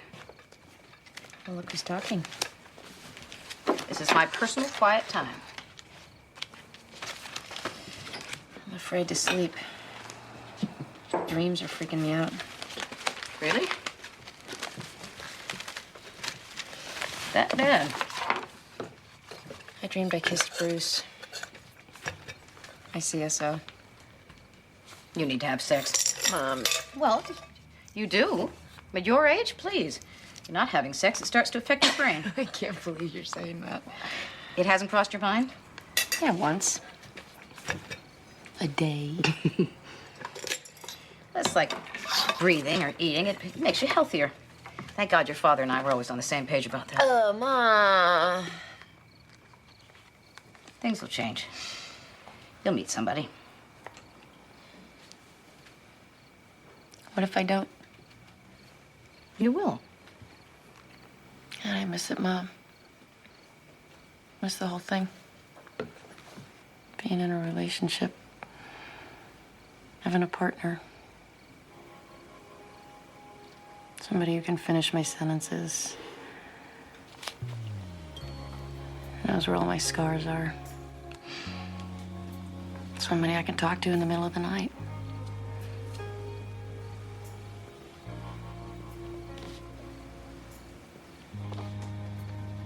Somebody with a penis.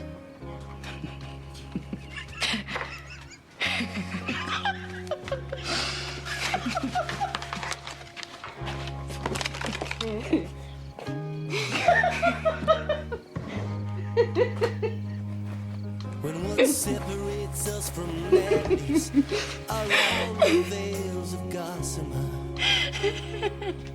a veneer of strength betrays us and slips away like rain. And this is the hour where every burden is unloaded. Our souls will fly until we cannot feel the sting. And we will dream till the moment has exploded down to a stillness that only love can bring.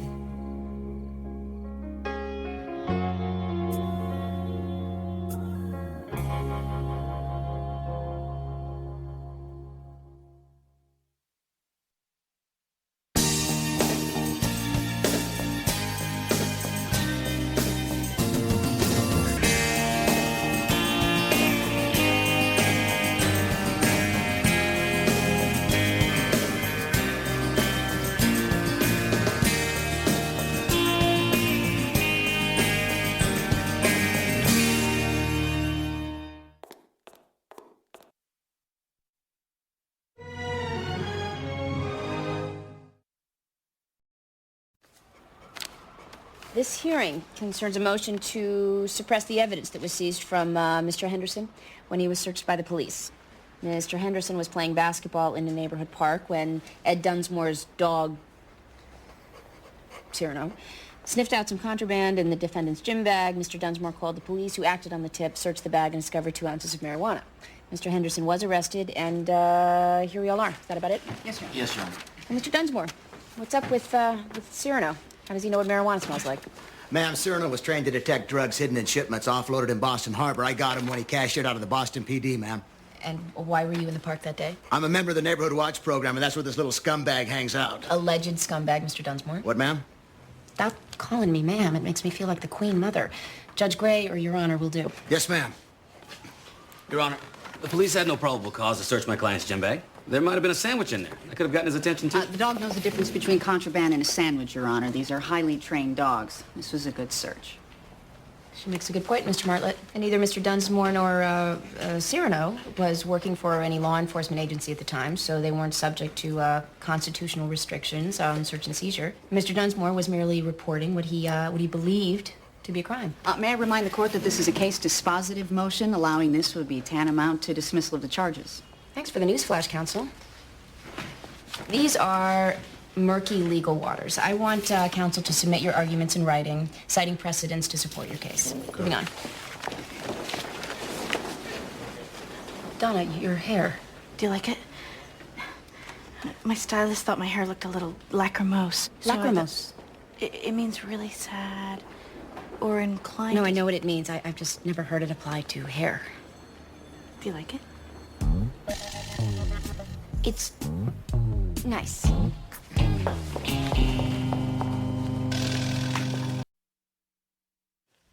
You see, that's his head, and that's his hand. He's sucking his thumb. Do you see it? Vaguely. Those are the legs, the feet, and right there, the penis. You said penis. Yes, I did. That's a bad word. No, not when it's that small. Isn't he beautiful? Well, yes, he seems very nice. Can somebody help me? Are you retaking the bar? No, I'm teaching a class at Yale. You are? Mommy, Aunt Joan has a picture of her baby. He has a penis. Let me see. If that's Aunt Joanne's baby, why is he in Evie's stomach? Because they're adopting him. Are you ready to go? Yeah, but why doesn't Evie want him? Because she thinks we can do a better job taking care of him. Amy, why on earth are you teaching a class at Yale? Because they asked me. There's a handy little 2-letter word you might want to learn. Mom, it's an honor to be asked. You should be congratulating me. I'll congratulate you when you learn how to take a nap. Hello? Let's go. Yes. I remember him. Well, where's he now? All right, I'm on my way. Off to a flying start.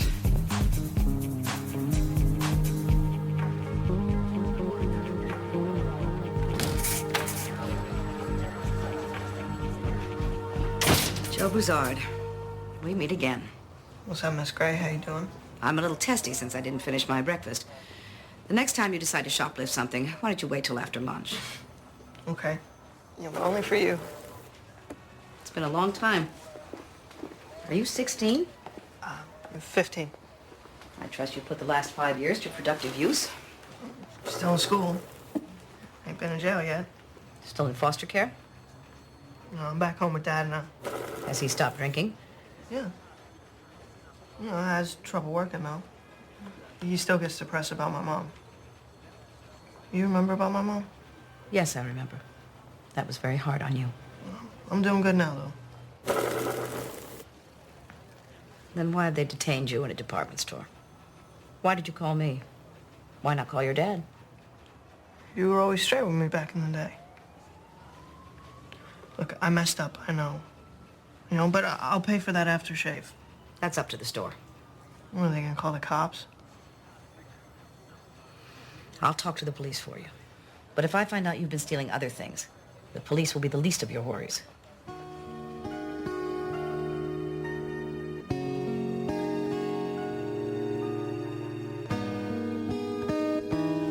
I got a call from one of my moles at HPD. The vice president of the Chamber of Commerce got whacked last night in a carjacking. God, what happened? If I knew that, what the hell would I need you for?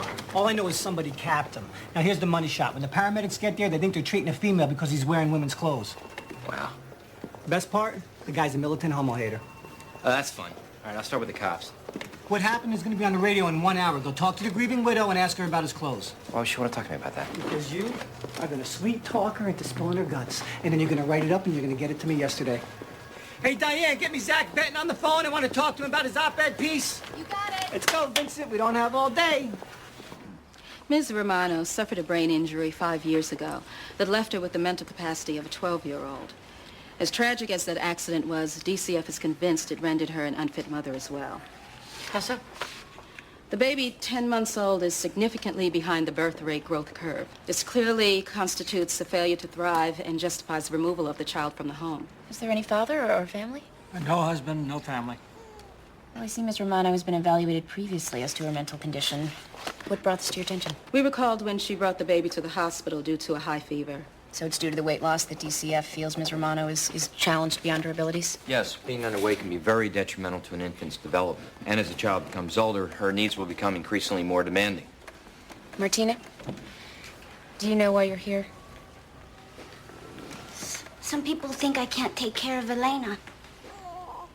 But I can. May I see Elena?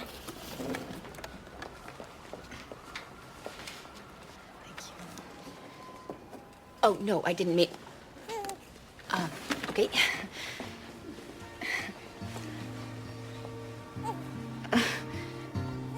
She's beautiful. Her name's Elena. She's my daughter.